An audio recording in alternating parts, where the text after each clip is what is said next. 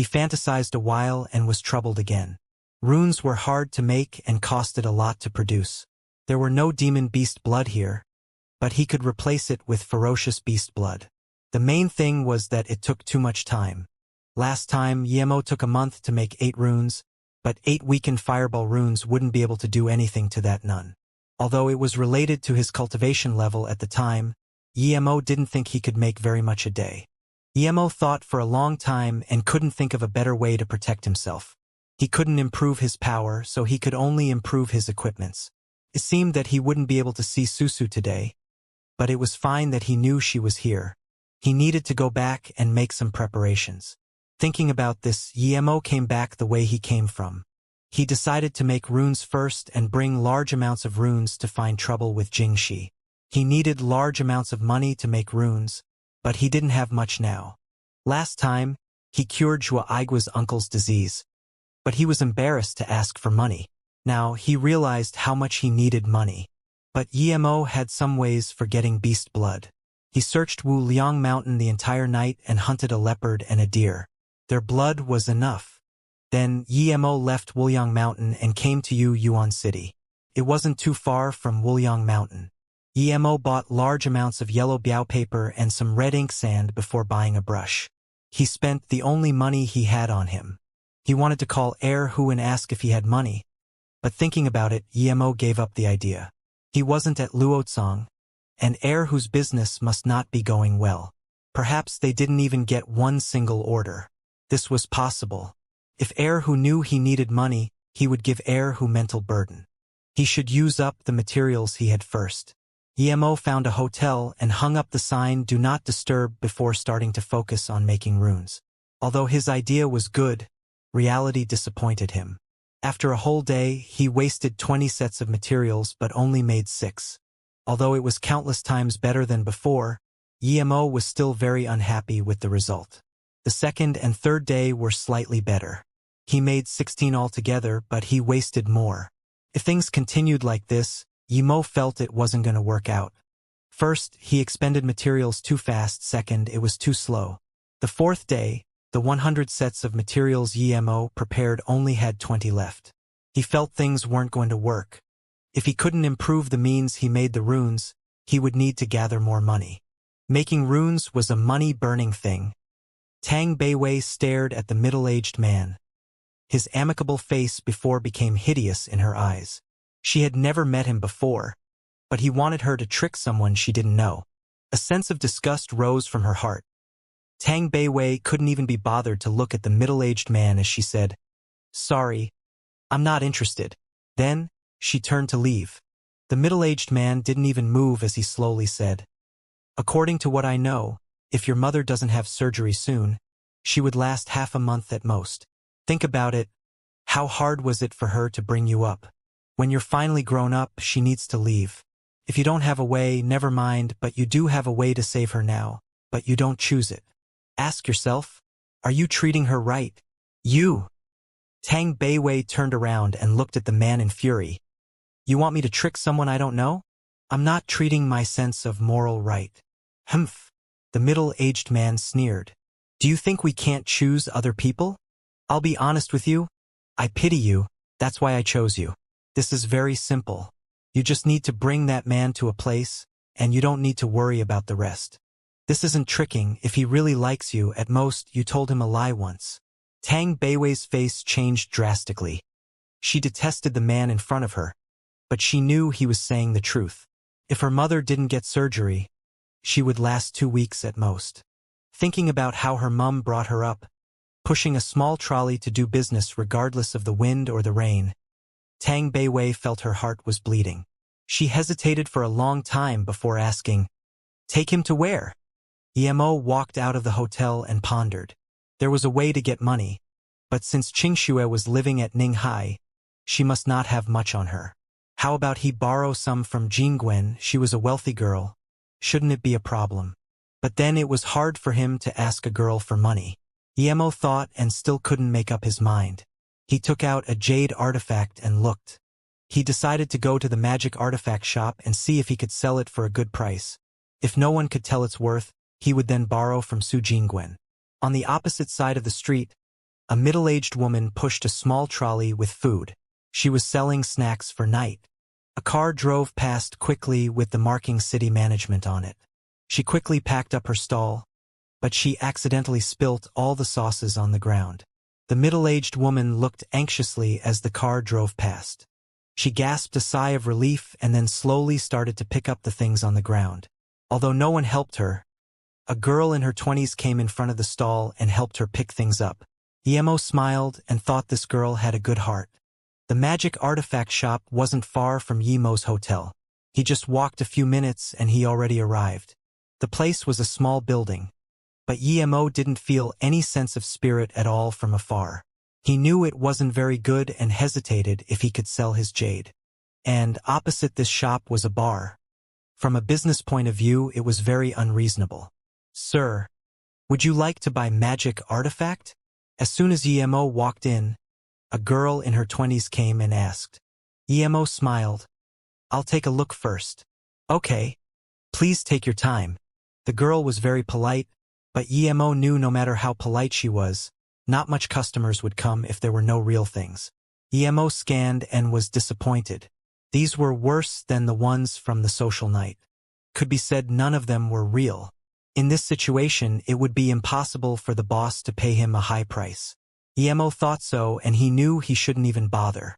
Just when Emo turned his head and walked out of the shop, he saw the girl who helped the middle-aged woman pick things up being harassed into a bar by two youths who had their hair dyed like a ghost. The girl was struggling, so it was obvious she was being forced. Emo frowned. This was a legal society, so how could this happen in broad daylight? Emo knew about this, but it wasn't even dark yet. He had a good impression of this good-hearted girl and was prepared to help her throw the two youth away, but he scanned his spirit sense and stopped his actions. Although the girl was pulled in by the two youth and her head was low while struggling, Emo could scan the corner of her eye. There was no fear nor anger and worry. Her eyes were full of guilt, deep guilt. She was being abducted but felt guilty?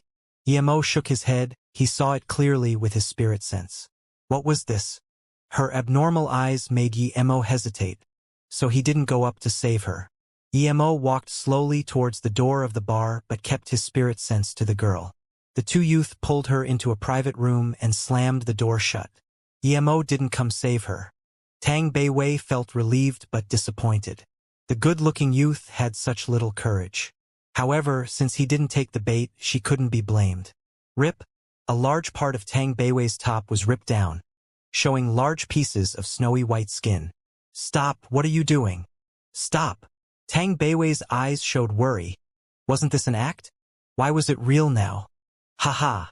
Stop. Do you think someone Wang Xianxia, is interested in can run away?" A small door opened in the room and a youth walked out. Tang Beiwei angrily broke free of one hand and said, "I had a business deal with Wei Yongqian. He told me to come and act. Let me go." "Haha, act." Wang Xianxian laughed again. "Do you like acting? Very well, Lang Pai, show something. Let me and this chick watch while we act." "This watery-eyed girl, my money is well spent." The red-haired youth that grabbed Tang Beiwei agreed and let her go. Then he took out a remote and the TV immediately showed a pair of nude male and female, yelling and moaning. Just when Emo was suspicious, he saw the girl had a large piece of her clothes ripped off and her eyes started becoming fearful and worried. It was no longer the guilt from before. What was this? Did he see wrong before? At this moment, Tang Beiwei realized she might have been sold, and Emo didn't follow her. The people in here were being real. There was no doubt about it. She broke free of one person and rushed to the door. Wang Xianxian quickly came up and pulled her. "You want to go? I've paid money, you haven't paid for that yet. Don't think about running." "Animal, let me go. If you pull me again, I'm going to call the police." Why was she so stupid? She was tricked to a city she had never been before to trick someone else. Was this karma? Rip. Another piece of her clothes was ripped off, and her face was now full of despair. "Brother Wang, enjoy her first. We'll go out to ease some fire too." The two youths saw the scene on the TV get spicier and was burning with lust. Before Wang Xianxian spoke, a voice replied, "Since you came, you don't need to leave." "Who?" Everyone in the room looked towards the door as though in tacit agreement. A young man appeared there. No one knew when he came in. Tang Beiwei immediately recognized that youth was the person she was supposed to trick. He was called Emo. She didn't expect him to really fall for it. She took the opportunity to hide behind Emo, cursing Wei Yongqian over and over again. She was also tricked by him, so she would reveal all of his evil plans later. "Who are you? Don't you know this is my territory? Punk. Piss off. Don't piss me off." Wang Xianxian was full of anger being interrupted when he was about to enjoy life. Emo raised his leg and kicked Wang Xianxian into the room, then kicked the other two in as well. The three couldn't resist at all. Emo turned to Tang Beiwei and said, "Wait for me. I'll ask them a few questions inside." Then Emo went in and closed the door. At this moment, the three finally realized Emo was a tough guy. Emo scanned the three and suddenly threw out 2 fireballs, burning the 2 lackeys into dust. They didn't even have time to scream. Then Emo sat and looked coldly at Wang Xian.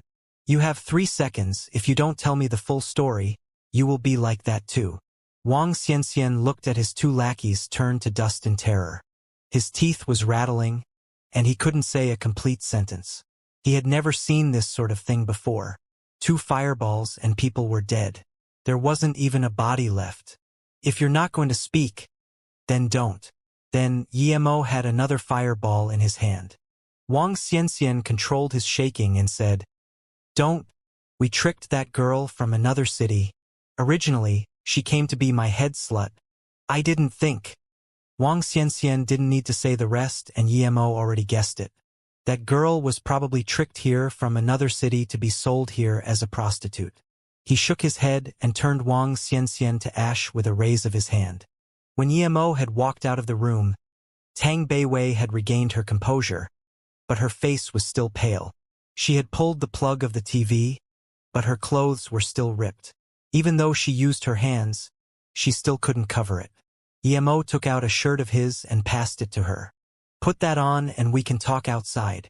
The girl quickly put on the clothes and didn't even notice where the clothes came from. She just said to Emo gratefully, "Thank you for just then." Emo waved his hand. "Go out first." But outside? Although Tang Beiwei didn't know what Emo did to the 3 inside, there were still a lot of people outside. Emo smiled. "Don't talk. Just stay by my side." Then Emo used invisibility, cloaking him and Tang Beiwei. He walked out of the room and closed the door. Tang Beiwei didn't know she was invisible but looked at the passing-by people. No one seemed to notice them and they just waltzed out of the bar. Then, Emo took off the invisibility and asked, "What happened just then?" Tang Beiwei pouted her lips and said, "I have something important to tell you. Take me to a faraway place?"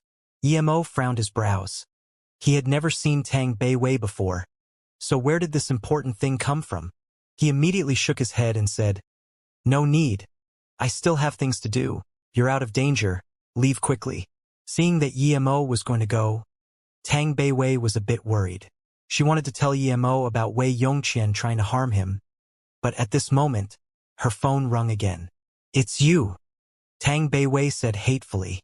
Wei Yongqian's plain voice sounded, "Your mother is doing a pre-surgical checkup. I believe you should understand. I didn't tell Wang Xianxian about this, because he's just a lackey. It's impossible for him to act. So it had to be real. Plus, if he couldn't beat Emo, he would spoil our plan. But we wouldn't let Wang Xianxian do anything to you. If Emo didn't go in past a certain time, our men would go in, so don't blame me." Wei Yongqian seemed to know Tang Beiwei would succumb and his voice was always so calm. "Wei Yongqian, I'm not doing it. I will earn money for my mother myself, animal." Tang Beiwei was about to hang up. Wei Yongqian dazed. He didn't expect Tang Beiwei to call it quits just when they were about to succeed. He quickly said, "The doctors checked and said if your mother didn't do surgery now, she wouldn't even last a week. Your mother isn't far. If you don't believe me, I can give the phone to her and let her talk. Plus, do you think you can amass 300K for the surgery in a week? Stop dreaming, you have succeeded half now.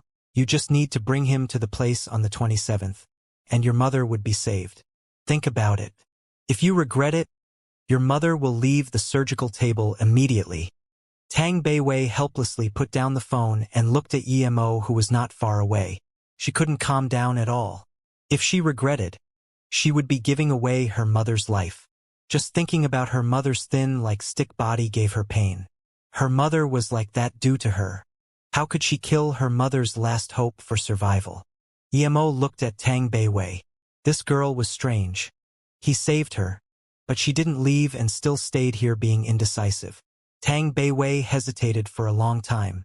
Her love for her mother took the upper hand. She had a good impression to Emo. If possible, she would give her first time to him to repay him saving her life.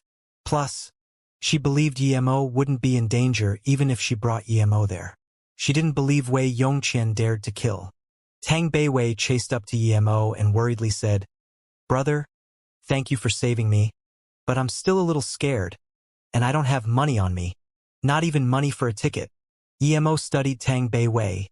She did look not very wealthy, and her phone was very old-styled too. He really didn't know why she came here.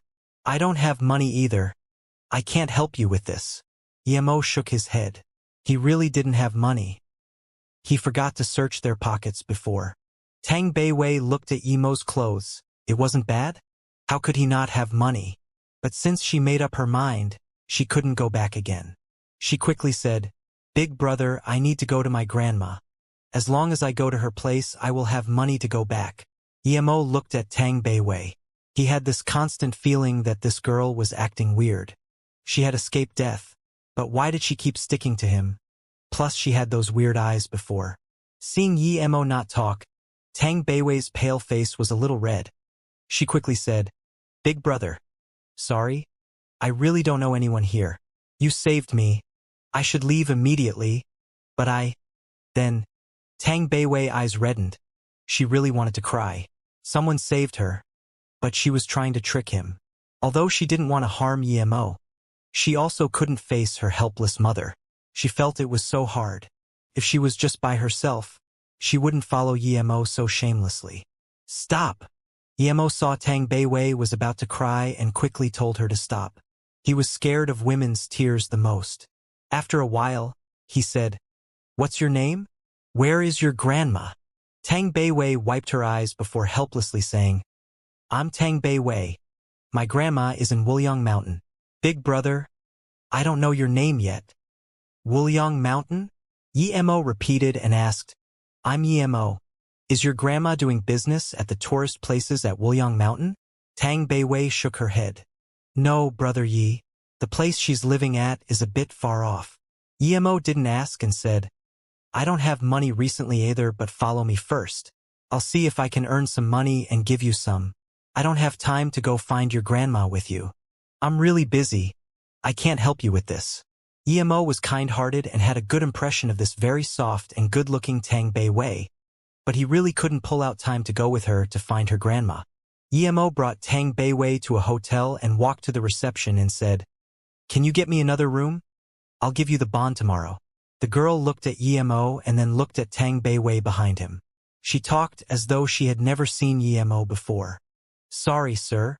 You need to pay if you wish to book another room." Emo didn't think the reception would be so stingy. He had been living here for 4 days already. Just when Emo wanted to talk, he was pulled by Tang Beiwei. "Brother Yi, I'll share a room with you tonight. Don't spend more money." Emo thought so too. He was going to be making runes at night, so he wouldn't be sleeping anyways. He could leave the bed to Tang Beiwei. Now that Tang Beiwei said this, he didn't want to waste time talking to the reception and nodded. "In that case, let's go up first." Tang Beiwei followed to Emo's room and saw it was a single bedroom. She felt this sorrow for some reason.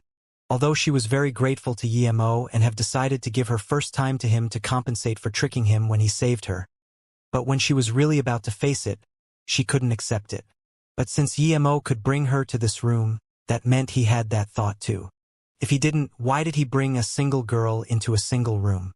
When Tang Beiwei was taking a shower, Emo organized the materials. There were still 20 sets. Emo took out the phone and hesitated a long time. He still couldn't decide if he was going to call Su Jingwen. He sighed and thought he should wait till tomorrow. There were 20 left, and it was enough for the night. After a while, Yemo put the phone away and looked at Tang Beiwei, who had finished her shower. She used a towel to wrap her body, but her long white legs still showed. She had a very slim figure, rendering this stunning sense of enticement. However, Yemo didn't have any feelings at all. It was as though Tang Beiwei wasn't as seductive as Jingxi. He looked curiously at Tang Beiwei and said, "You finished the shower? Then go and sleep on the bed." Yemo thought she was going to thank him first, but she just agreed and went to the bed. Yemo shook his head. She really wasn't going to act polite. Tang Beiwei slept on the bed with her heart thumping. She didn't know when Yemo would come. She felt shaky. She wanted Yemo to come early, and after it was done, she would feel less guilty. Tang Beiwei's heart was nervous and conflicted. Plus, she had been quite stressed lately, so she fell asleep unknowingly. Seeing Tang Beiwei had fallen asleep, Yemo started to make runes again, although he tried to be careful and not waste materials. A night was over and he only made 7 from 20 sets of materials. The success rate was still less than a third. He rested for a long while before sighing. He packed up the things and took a shower. It was almost dawn, and he knew he had to borrow money. If he didn't, it was impossible to beat Jingxi with the 30 runes he made. Plus, there might be more than one with Jingxi's strength. Tang Beiwei slept very comfortably. She opened her eyes but didn't see anyone beside her. Yemo didn't sleep on the bed last night. She sat up subconsciously and realized her clothes were fine, untouched. The blanket slid down and she quickly pulled. Yemo saw Tang Beiwei sit up. He came over and said, "I need to go out for a bit. Don't run around after you get up. Wait till I get some money." Yemo knew that he killed 3 people last night, and although no one knew what happened last night, if they didn't appear for so long, it would arouse suspicion. "You didn't sleep on the bed last night?" Tang Beiwei asked in surprise. Yemo's words made her feel warm and more guilty. "No, I was doing things last night," Yemo casually said. "Ha!" Tang Beiwei was worried. Yemo didn't take her last night. It was going to be daylight soon. What should she do? Today was the 25th already. "Brother Yi, can you come up and stay with me for a bit?" "Aye." Tang Beiwei said such embarrassing words for the first time. She felt her body shake heavily. Yemo looked strangely at Tang Beiwei and thought, did he look wrong? What else could it be for a girl to ask a man to sleep with her? Seeing Yemo shake his head, Tang Beiwei was worried and pulled his hand. "Sorry, Brother Yi. This is my first time. I want to give it to you." After saying this, she was full of sweat, and her face was indescribably red. She would have never thought she would say something so shameless. However, she had no experience in seducing men and could only express it so straightforwardly. Yemo grabbed her wrist. Tang Beiwei felt relieved. He was finally going to take it. She didn't know if she was disappointed or happy. There were all sorts of feelings, but she didn't dare to look at Yemo. Yemo noticed the bracelet on Tang Beiwei's wrist. It was the exact same one his sister gave him. What was this? Tang Beiwei's hand was grabbed by Yemo, but she didn't see him do anything for a long while. The rudiness retreated, and she looked up strangely at Yemo. "Brother Yi." Tang Beiwei called out quietly. Her impression of Yemo was getting better and better. If it was a normal person, he probably would have done something already. She was the prettiest girl in her school. But Yemo still didn't do anything. Yemo sighed. "Tang Beiwei, can you tell me where you got your bracelet from?" "Ha!" She knew now that Yemo grabbed her wrist because he was looking at her bracelet. This was the thing left behind by her mother to recognize her brother. Did he like it? If he did, she would give it to him. Thinking about this, Tang Beiwei took it off and gave it to Yemo. "My mum gave this to me not long ago. Brother Yi, you saved me, you don't want me. But if you like this bracelet, then take it." Yemo took the bracelet and looked at it carefully. It was indeed the same as his bracelet. The jade and imprints were the same. There was no difference. He passed the bracelet to Tang Beiwei and smiled. "Sleep for a while more. I'm not trying to take your bracelet, just having a look." Tang Beiwei took the bracelet in confusion. She didn't understand what Yemo meant. Did he really have no intentions for her? Was she not good-looking enough for him? If there was anything Tang Beiwei had to be proud of, it was her looks. She never thought she looked worse than anyone. Emo picked up the phone and was about to call Yi Ling about the bracelet, but he realized his phone was out of battery, so he put it aside to charge. Then, he walked to Tang Beiwei's bedside and said, "Can you lend me your phone?" "Ha!" Tang Beiwei saw Emo walk over and her heart started thumping again. However, she didn't expect Emo to be just borrowing her phone, as she quickly said, "Okay, here." Then, she passed the phone beside her pillow to Emo. Emo remembered Yi Ling's number and he dialed it. However, the info that appeared made Emo freeze. After he dialed the number, the words Yemo's girlfriend came up. Tang Beiwei knew Yi Ling? No, since she wrote Yemo's girlfriend, it meant that she had heard of him, but she asked him for his name before. This girl was acting.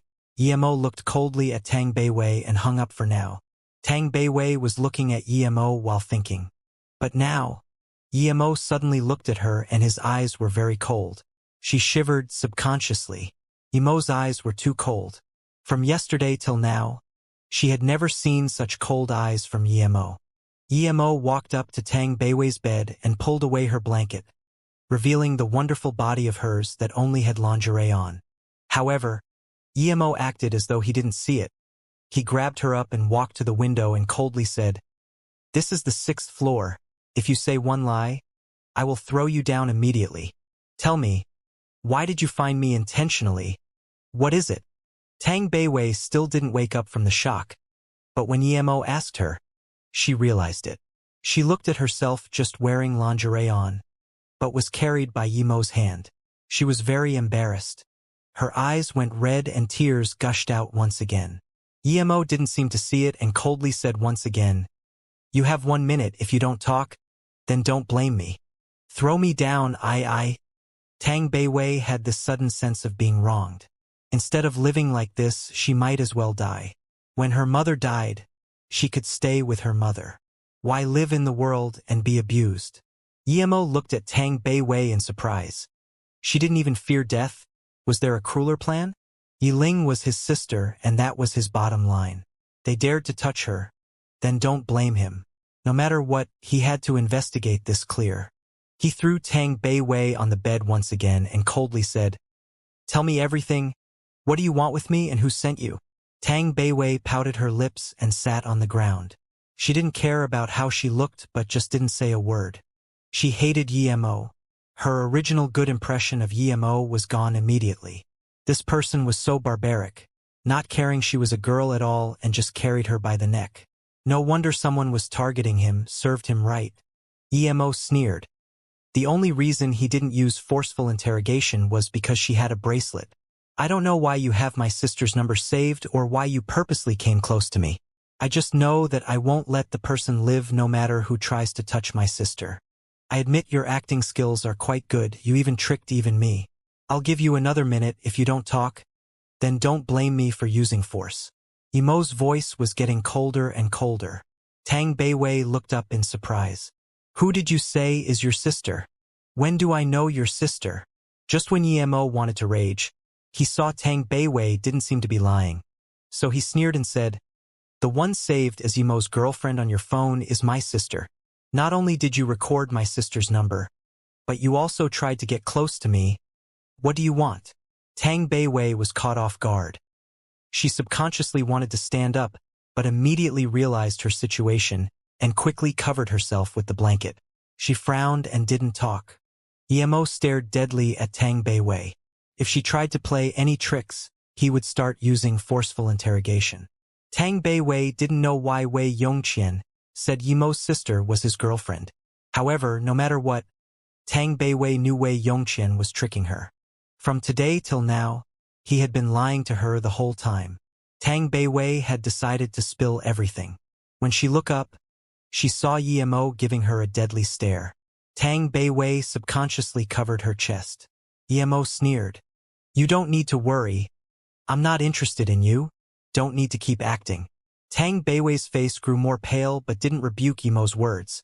She rubbed her eyes and said, "A few days ago, a person called Wei Yongqian found me and said you stole someone's girlfriend and that person wants to teach you a lesson. So they told me to get close to you. Even if I can't be your girlfriend, I needed to get close to you and best.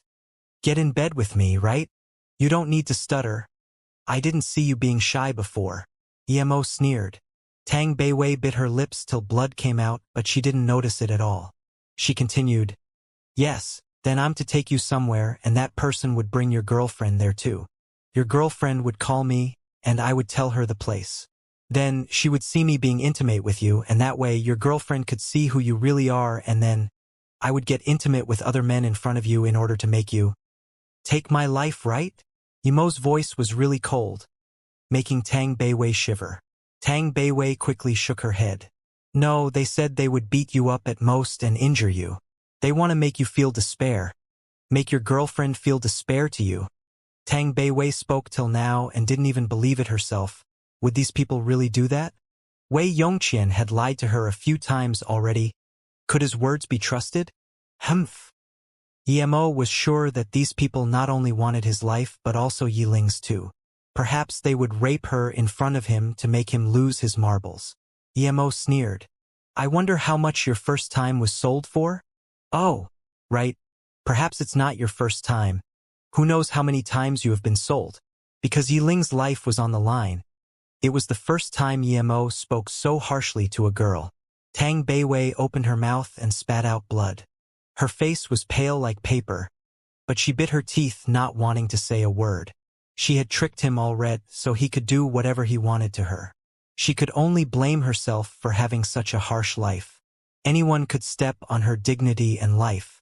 She had no parents anyways.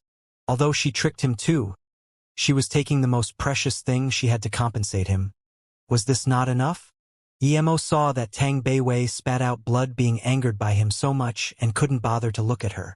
Although she was pitiful, she was more detestable. Emo picked up the phone and called Yiling. Brother, why did you call? I haven't been able to contact you. Yiling's crisp voice sounded, making Emo feel relieved. I'll be coming back soon. Has someone been calling you recently to come out? Emo asked immediately. Yiling's voice quickly sounded, no, what's wrong? Good, listen, if I want to find you, I will call you myself. If someone else calls you, don't believe them, do you understand? And, my phone won't be shut recently. Call me immediately if something happens. Emo warned. Yiling knew that she didn't know about a lot of Emo's things and worriedly asked, I understand. Are you alright, brother? I'm fine. I need to ask you one thing. Can you tell me more specifically about the bracelet you gave me last time? Yiling didn't know why Emo suddenly asked about this. She hesitated for a moment before saying, Second brother gave this to you, saying your mother left it behind. I don't know the specifics. Emo hung up the phone in disappointment. He expected this answer, but he was still disappointed. To be honest, he came from a different world, so he didn't really care about the bracelet that much. But today he saw the same bracelet, and that reminded him of this again. Emo walked in front of Tang Beiwei and looked at the blood she spat as well as her pale face. He suddenly thought, had he been too harsh? Draw out the place Wei Yongqian told you to bring me to. Then Emo gave Tang Beiwei pen and paper. Tang Beiwei was like a doll and didn't move at all. Emo sneered. I know, even if you don't say, is it at a distant place? Tricking my sister and I there and then kill us? You're very smart. Do you think these people would let you go after killing us? You're too naive. I don't know what they promised you, but I can surely tell you. Stop dreaming. Tang Beiwei's dead eyes seemed to move a little. She looked up subconsciously and numbly said to Emo, I never wanted to kill you nor harm your sister. Those people just want to take revenge on you. Kill. Tang Beiwei had a jeer on her face but didn't say anything. It was a legal society now. Could they kill easily? Emo was thinking, who wanted to trick him there? The Song family or someone else? The Song family had the guts? Emo sneered. If one didn't kill the snake, he would be harmed by it. Regardless of whether it was the Song family, he needed to go to Beijing and end this. He wasn't afraid of them, but what about the people he cared about? But why did these people choose Tang Beiwei? He took a good look at her face. Although her face was numb and swollen, he saw that she was a girl that was as pretty as Su Jingwen. It was just that she didn't put on any makeup. She didn't even draw her brows. But there was a sense of natural beauty. Emo took back his eyes, thinking these people were really sinister. He didn't know where they found her. But since Yi Ling was fine and he noticed this plan, his anger towards Tang Beiwei was gradually gone. He stood up and looked at Tang Beiwei and said, "Whether you believe it or not, these people tricked me there to kill me, so you owe me. If you still have conscience, then tell me. What did they promise you? And where did your bracelet come from?" Tang Beiwei was sure from Yemo's tone that what he said was true. Those people really wanted to kill him. Although Yemo was so vicious with his words just then, Tang Beiwei felt Yemo was more trustworthy than Wei Yongqian. Perhaps it was because Yemo cared about his sister too much. When could she have a brother who cared about her like that? Her sister was really fortunate having a brother that cared about her so much. Then, Tang Beiwei thought about herself. She was a wild child. Other than a mother she lived with, no one else cared about her. All the people that tried to get close to her had all sorts of motives. They either lusted after her beauty or had sinister plans. Thinking about this, she couldn't help but shed tears. Although she warned herself again and again that she couldn't shed tears in front of this mean person even if she died. But she couldn't help the feeling of sadness from sprawling up. Emo didn't force her again. He just coldly stood there, waiting for her to reply. Although he knew Tang Beiwei must have been tricked, he didn't sympathize her at all. "Because my mum needs surgery, but I can't afford the money, so..." Tang Beiwei didn't continue. Emo had understood and regretted using those vicious words to attack her just then. He should forgive a girl who sold herself for her mother no matter what the reason. Emo's eyes eased up and his voice was no longer as cold as before. "Talk about that bracelet, my words were too serious before, sorry. However, you're so old already. How can you be tricked so easily? Seeing how you're desperate to save your mother, I won't hold it against you." Tang Beiwei looked up at Emo in shock. She seemed to be astonished by Yemo's calm temperament. Ever since he knew he was tricked by her, his tone had been getting colder and colder. This was the first time he talked to her with such tone. She felt a sense of being wronged and wanted to cry, but she knew that no matter how she felt wronged, she shouldn't cry in front of strangers again. Seeing Tang Beiwei cry more and more, Emo frowned but didn't say anything. He was waiting. Although he really wanted to go now, Tang Beiwei still hadn't told him about the bracelet, and he didn't want to just leave like that. After a long while, Tang Beiwei calmed herself down and said, "The bracelet was given to me by my mother when she was really sick. She said I wasn't her biological daughter but was picked up from a temple 20 years ago. The bracelet was left behind before, and my mum said I was one of 2 children left there. Other than my mother, another couple took a child too. We would use these bracelets to recognize each other, so..." Emo was suddenly shocked. If what Tang Beiwei said was real, then wouldn't the other child be him? Was he really picked up from the temple? He thought about the DNA test at the Yi family that was actually real. His face suddenly paled. That meant that Tang Beiwei was his real sister but Yi Ling wasn't. However, he just made her spit blood. Although his soul wasn't the original Emo, he couldn't avoid the blood on him. Tang Beiwei didn't look up at Emo and said, "Emo, although I wanted to harm you, I didn't get the chance to. Since you don't want me, if you like this bracelet, then take it. Treat it as my compensation. To me, I have no kin other than my mum. After mum leaves, there's no need for me to keep this bracelet." Her voice got quieter until it was almost unhearable. For the first time, Emo regretted what he did and said. Ever since he started Cultivation, he had never regretted about anything. This time, he truly regretted. It was because Yi Ling was involved that he was so angry and his words became harsh. Although he wasn't completely sure Tang Beiwei was his sister, Emo was now deeply regretful towards his vulgarness. Tang Beiwei looked down in melancholy but didn't notice Emo move at all. She subconsciously looked up at Emo. Yemo's face was very pale, perhaps even as pale as her. Tang Beiwei forgot about her situation and forgot about how the man in front of her was so rude to her. Emo took a long sigh and stared at Tang Beiwei for a long while. Tang Beiwei couldn't take Yemo's look and looked down again. She didn't know what Emo was going to do to her. She just didn't care anymore. Emo sat down, helped put a jacket on Tang Beiwei, and put his arm around her, bring her to rest on him. Tang Beiwei was shocked. What happened to Emo? He didn't seem to be right. Sorry, Beiwei. My words were too harsh. I apologize to you. Emo thought Tang Beiwei was living quite a harsh life and felt more uncomfortable. His eyes gradually became cruel. No matter who tricked Tang Beiwei over and harmed her like this, he would scatter their bone dusts everywhere.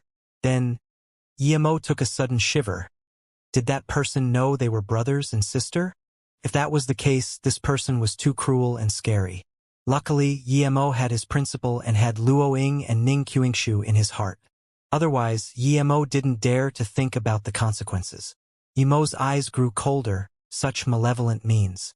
If it was really like this, he wouldn't be able to sleep unless this person was dead. There was such an animal in the world. Tang Beiwei felt surprised at Emo saying sorry for the second time. If the first time was casual, then this time, Tang Beiwei truly felt Emo's apology. And he changed to calling her Beiwei.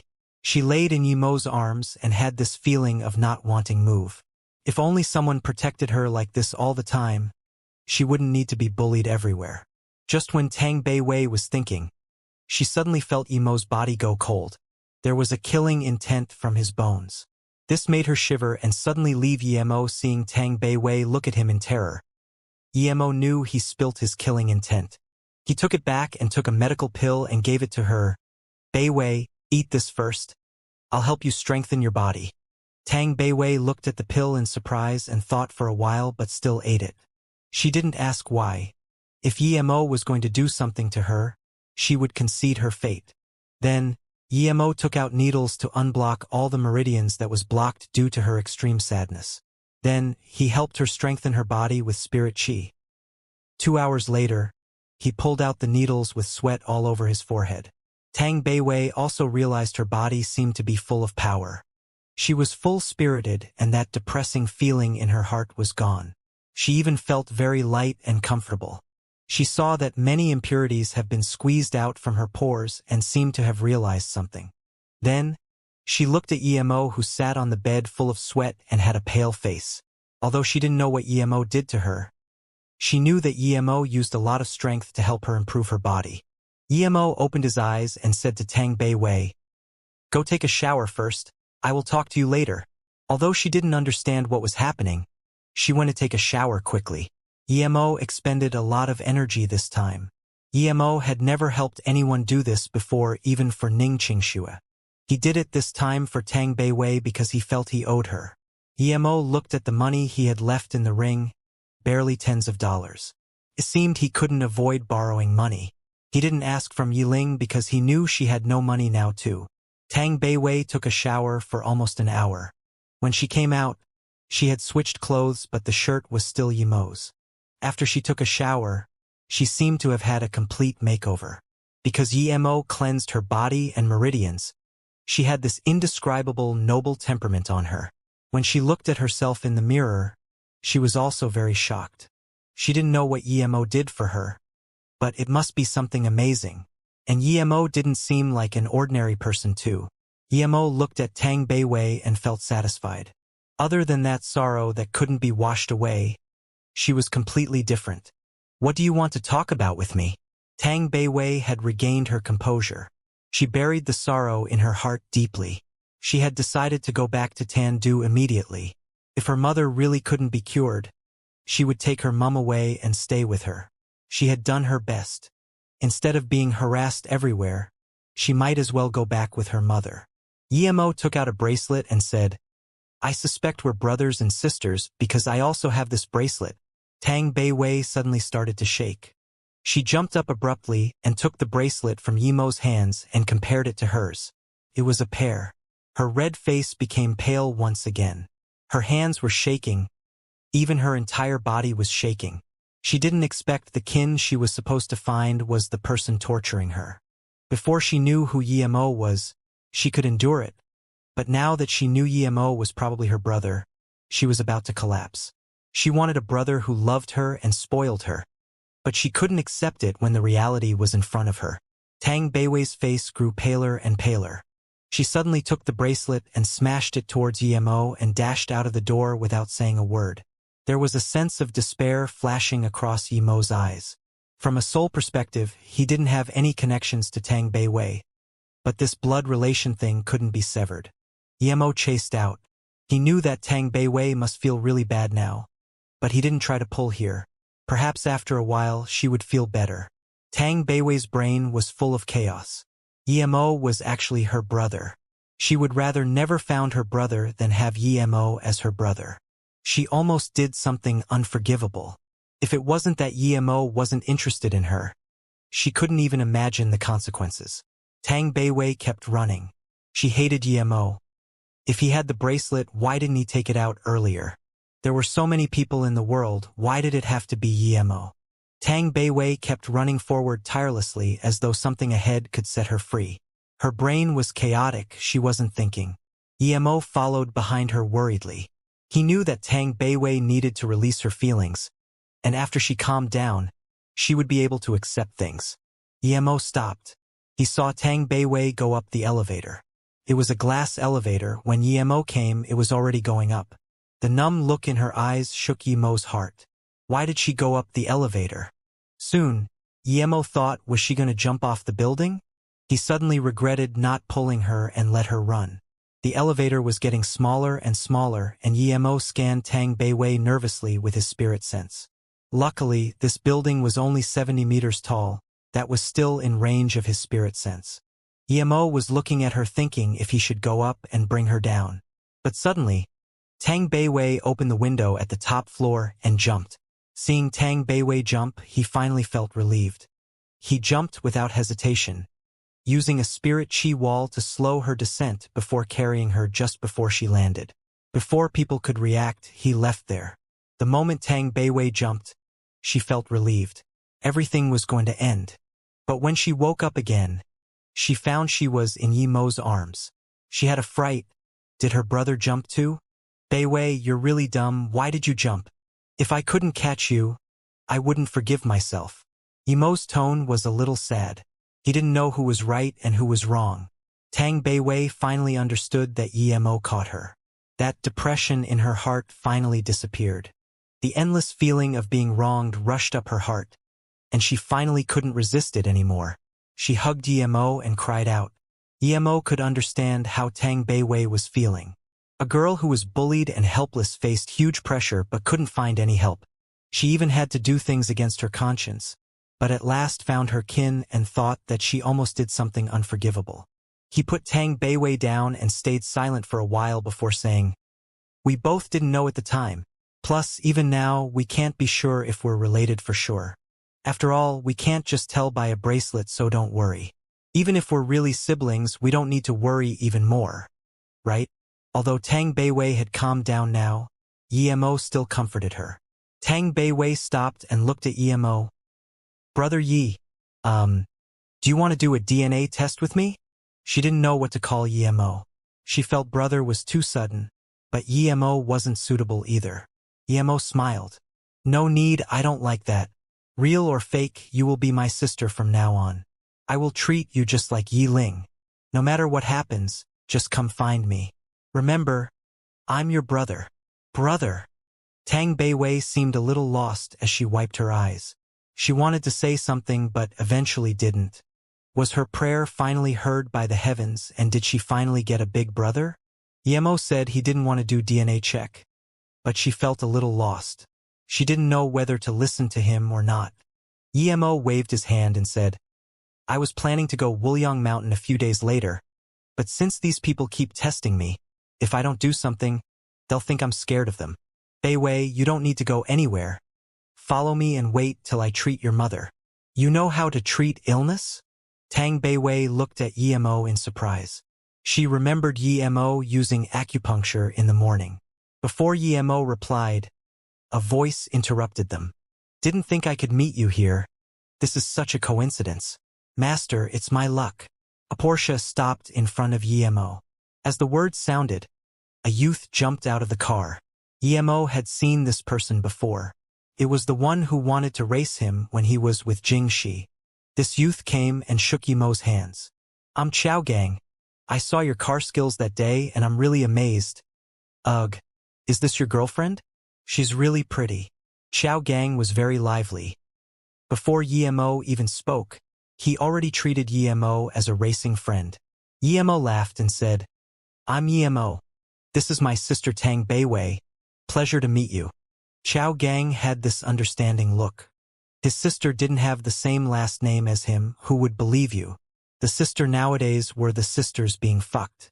Hearing Yimo say that, he also laughed. So that's it, brother Yi. I've been trying to find you last time seeing your car skills.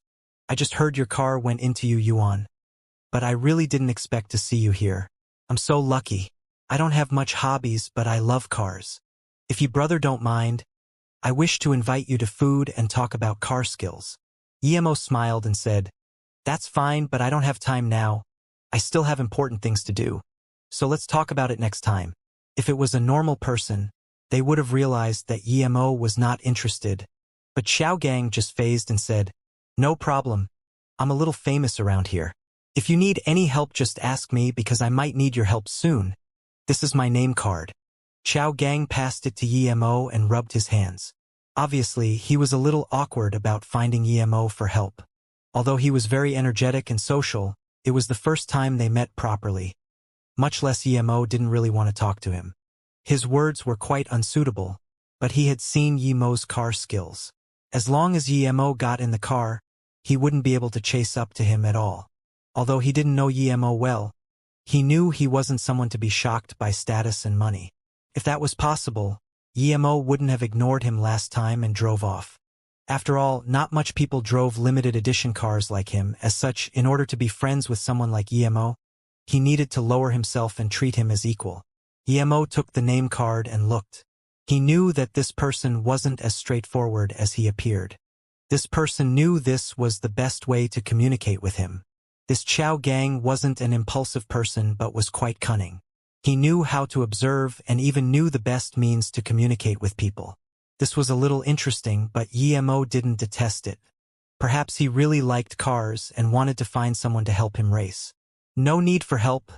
I'm just missing some money and I'm going back to get some money. If I'm free, I will call you. Yimo said that intentionally. He wanted to see how much of a help this Chao Gang could give him. If it could solve his money difficulties, he didn't mind help Chao Gang. However, if he was going to be stingy on this, then never mind. Hearing this, Chao Gang's face was immediately filled with smile. Brother Yi, although it's not something to brag about, but I have some money to spend. How much do you need, Brother Yi?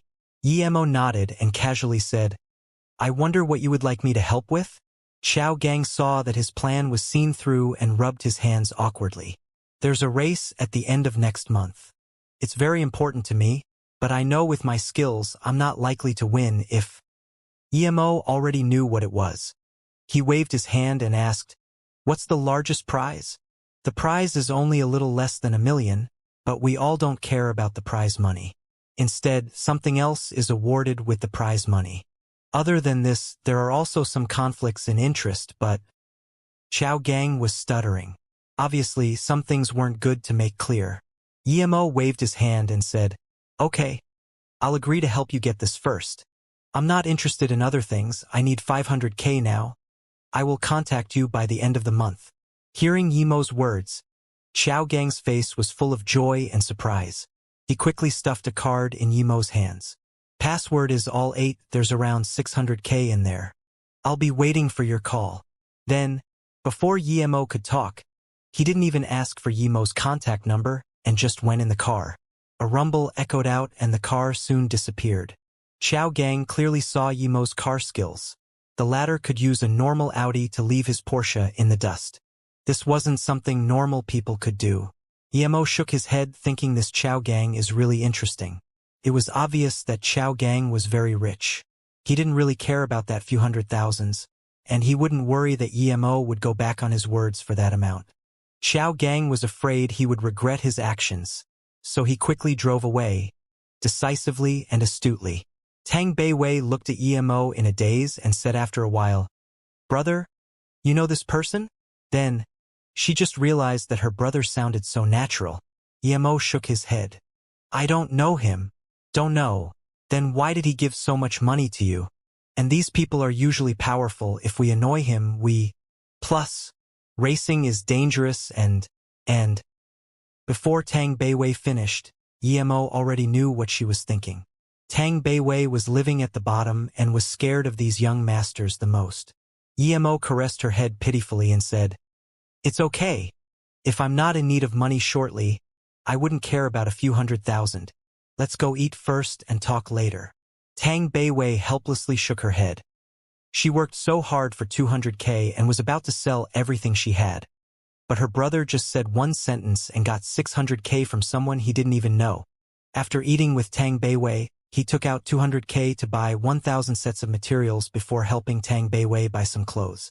Then, he gave the remaining 300K to her. I don't need money. I just want to go back and save my mother. Tang Beiwei rejected. Emo stashed the card on her hand again and said, You also saw that it's very easy for me to earn money, so take these first. Wait till tomorrow and call Wei Yongqian. Just do according to the original plan. Tang Beiwei hesitantly took the card and said, Brother, since you already know he's trying to harm you, why are you still taking the bait? Emo sneered and said to Tang Beiwei, I know he's plotting against me. That's why I'm going. Don't worry. Emo and Tang Beiwei went back to the hotel but saw police out there investigating. He immediately knew that Wang Xianxian's incident was probably being investigated right now. He immediately called Xiao Gang. Although he didn't know who he was, a small thing like this shouldn't be hard for him. As soon as Xiao Gang picked up Yemo's call, he was very happy. To him, this was Yemo telling him how to contact him indirectly. He quickly told Yemo not to worry and no one would come investigate him. He didn't know that only permitted numbers could reach Yemo's phone. Other people wouldn't be able to reach it, since his phone was a custom-made one given to him by Han Zixin. Yemo put down the phone and sighed. It was so easy with connections. As soon as he hung up, his phone sounded again. It was Yi Ling. Yi Ling's voice was anxious. Yemo told her to be careful in the morning, and now, there was someone calling her to go Wuliang Mountain, saying Yemo was waiting for her there. Yemo was angry and told Yi Ling to say she wouldn't be able to leave now and needed a few days if she received this call again. Then, he told her to not go places, even the school, and just stay at the Yi family mansion. Then he called Zhangju. Instructor, I thought you were ditching us. You haven't contacted us for so long. Zhangju's voice was welcoming. He was very happy about Yemo's call. Yemo knew Zhangju thought of him as a real friend and felt warm at heart, but he seriously said, Please help look after my sister these few days. And tell Li Hu about the Song family and ask him to find a few people to keep eyes on them. If there's something, call me immediately. Don't worry, instructor. Leave it to me. Zhangju's affirmative voice sounded. Yemo felt slightly relieved and then said, Brother Zhang, stop calling me instructor. If you think we're friends, then just call me Yemo. Haha. Okay, I'll call you Young Master Mo from now. Zhangju knew Yemo was treating him as a brother now and felt even happier.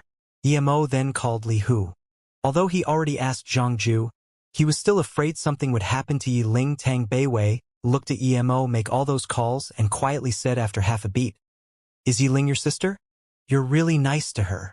She thought of Yemo being very harsh to her due to Yi Ling and felt sour. Yemo looked at Tang Beiwei and subconsciously smiled while patting her head. You're also my sister. I will treat you the same. Stop feeling bad over what happened in the morning. That is the first and last time. Just when she was about to tell Yemo not to always pat her head, she was a little lost in thought. She finally had a big brother too. She wouldn't need to live like before and be harassed everywhere. Thinking about this, her eyes got red. Everything was like a dream. Was this really a dream? She inched her arm and felt pain. It shouldn't be a dream. Let's go. What are you thinking about? Let's go in first. Yemo pulled. Now that we have money, I'll open another room. Tang Beiwei came to her senses. Yemo waved his hand. No need, you are still staying with me tonight. Ha! Tang Beiwei looked at Yemo in shock. They didn't know they were siblings yesterday. But now that they did, how can they still live together? Yemo pulled Tang Beiwei in, And when there was no one, he said, "If you changed room tonight, people would know immediately and my plan will fail." "Oh." Tang Beiwei understood but still worriedly said, "Brother, they have a lot of people and their plan is precise. You're just by yourself." Emo had decided to have a carnage. It wasn't suitable to bring Tang Beiwei. "No, I want to go as well. Although I'm a girl, I still know a few moves. I can help you." Tang Beiwei rejected. Emo closed the door and felt warm. Kins were kins indeed. She was still plotting against him yesterday, but now, she was risking her life to help him. However, he wouldn't allow Tang Beiwei to go with him no matter what. Emo knew that since these people had made up their mind, they were sure they could keep him. It meant that they spent a lot of effort, and if Tang Beiwei went, he wouldn't be able to take care of her. "Beiwei, do you think other people could catch you when you fall from tens of meters high?" Emo didn't try to persuade her but used fact to ask. Tang Beiwei phased. Indeed, she still didn't remember how she was caught falling from that high. Anyone wouldn't be able to catch her? She looked at Emo full of inquisition. Emo told her straight up because Tang Beiwei was his sister. "Because I've learnt some Dao magic." Tang Beiwei was more and more confused. She was taught atheism from school, so how did Dao magic come out? Emo knew it would only get more confusing the more he tried to explain, so he could only say, "You don't need to know about it for now. You will understand in the future. Call Wei Yongqian first and tell him you have succeeded. Ask him what to do next. I need to make some things. Don't disturb me for now." Although Tang Beiwei didn't know what that Dao magic was. But she wasn't dumb. No normal person could catch someone falling from tens of meters high. Perhaps she would be a burden to Emo if she really went. Emo helped Tang Beiwei make a defensive necklace and started to make more charms. Because he had a lot of materials, Emo didn't need to worry about wasting material. At 5 p.m., he had made 10 from 30 sets of materials. When Emo stood up, Tang Beiwei was already waiting for him with 2 boxes of food. Beijing Song family. Dongfang Shi, Song Qiming and Song Hai were still discussing things in a secret room. Other than Dongfang Shi, who was calm, both Song Qiming and Song Hai were worried. Yiling said she isn't free tomorrow nor the day after. "What is this? Mr. Dongfang, didn't you say Yiling would go as soon as she got news of Emo?" Song Qiming worriedly said. Song Hai interrupted. "Could Yiling have reached Emo and knew that Emo didn't call her?" Dongfang Shi was calm and said, "Don't worry about that. Emo's phone is always off. No one can reach him. I've done my investigation." Song Hai suddenly said, "How about we try calling him?" Dongfang Shi shook his head. "No need. When Yiling said she wasn't free, I already tried Emo's phone. Can't be reached indeed. We don't need to doubt this. Plus, even if Yiling didn't go, our plan would prevail." "How does that work?" Song Qiming asked desperately. Dongfang Shi shook his head and said, "You will know when the time is right.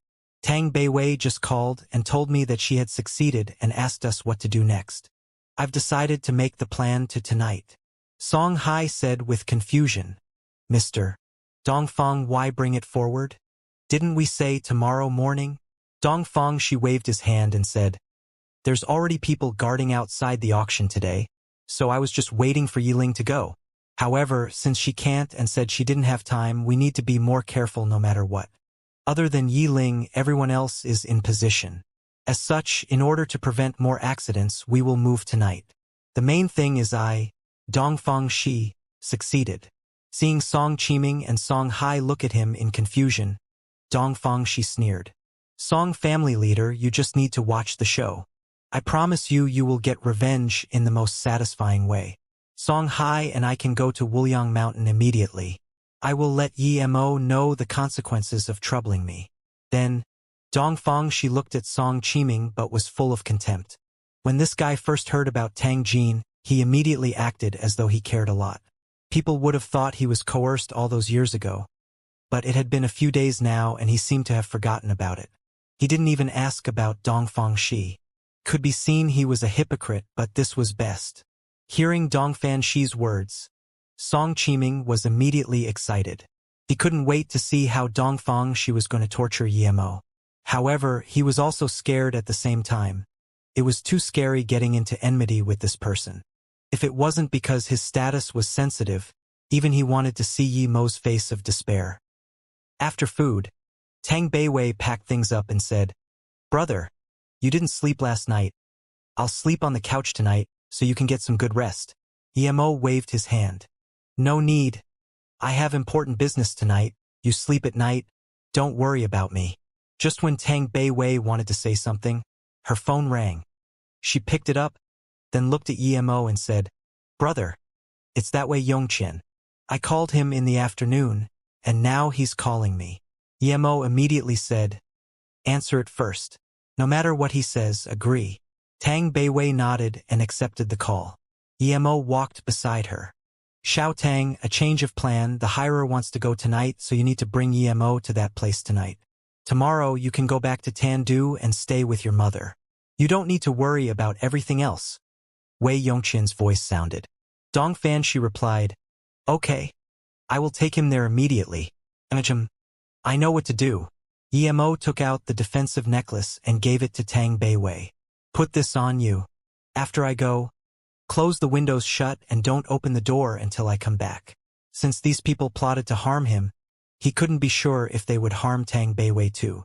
"It's such a pretty necklace, brother. Is this for me?" Tang Beiwei loved the exquisite necklace. She never had any jewelry. This was her first. Yi Mo was a little guilty. Tang Beiwei didn't even have a proper jewelry on her and used an old second-hand phone. He knew she had been living a hard life these recent years, but he didn't want to say. He just noted that he needed to care about this sister more. Thinking about this, Yi Mo said, "You mustn't take this off. These are some charms I made. If someone comes in, just throw these at them. When you throw it out, you need to say Lin." Tang Beiwei looked at 10 palm-sized charms that Yi Mo passed over and dazed for a while. Did her brother spend the entire afternoon making these? Was this the Tao magic, he said? Seeing Tang Beiwei's confusion, Yi Mo immediately said, "This is a fireball charm. Remember? Throw it out and it will form a fireball to engulf the person. Don't try it casually." "Brother, this..." Tang Beiwei didn't know what to say. Yi Mo waved his hand and said, "You just need to remember my words. I don't even have time to love you. How can I harm you? After I leave, you must wait till I come back." Yi Mo repeatedly warned her, and Tang Beiwei also nodded seriously. She knew that she was wrong before. That way Yongqian definitely didn't just want to teach her brother a lesson. He really wanted to kill. She also understood that if they just wanted to teach her brother a lesson, they wouldn't spend this much money. Yi Mo walked out of the room and closed the door. He knew these people were very sly and evil, so he didn't want Tang Beiwei to be in danger. He searched with his spirit sense carefully and was sure that the monitoring people were quite far from here. But even so, he still used invisibility to leave the hotel. After walking out a long while, he then called a taxi towards the location Tang Beiwei told him. The reason he used invisibility was because he was afraid people would see only he came out. He needed to kill all of them before they had time to react.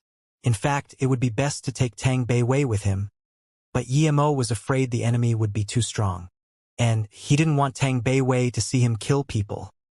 Wuliang Mountain was a sacred place for Buddhists, and Wuliang Mountain's Xishuang Temple was much bigger than many sacred temples. However, barely a few people knew about it. The reason was simple. It wasn't open to tourists and was hidden in the dangerous ranges of the mountain. The temple itself wasn't dangerous, but the location was. There was a big canyon before one could enter the temple, and in that canyon there was a deep bottomless cliff. Could be said that it was the biggest obstacle to getting to the temple. But at this moment, there were no one stopping people from entering the temple because the biggest auction of the hidden sects was about to be held here, and this cliff had been connected by a huge metal chain bridge. No one knew how it was connected, however. At this moment, Dongfang Shi and 2 yellow-level masters were hiding in a discreet location in the canyon waiting for Yi Mo's arrival. Meanwhile, Song Hai and a few Song family yellow-level warriors as well as Li Mingqiang were waiting at the 2 sides of the canyon. They were waiting for Tang Beiwei to bring Yi Mo into that metal chain bridge and come back. If they couldn't, it meant that they already died.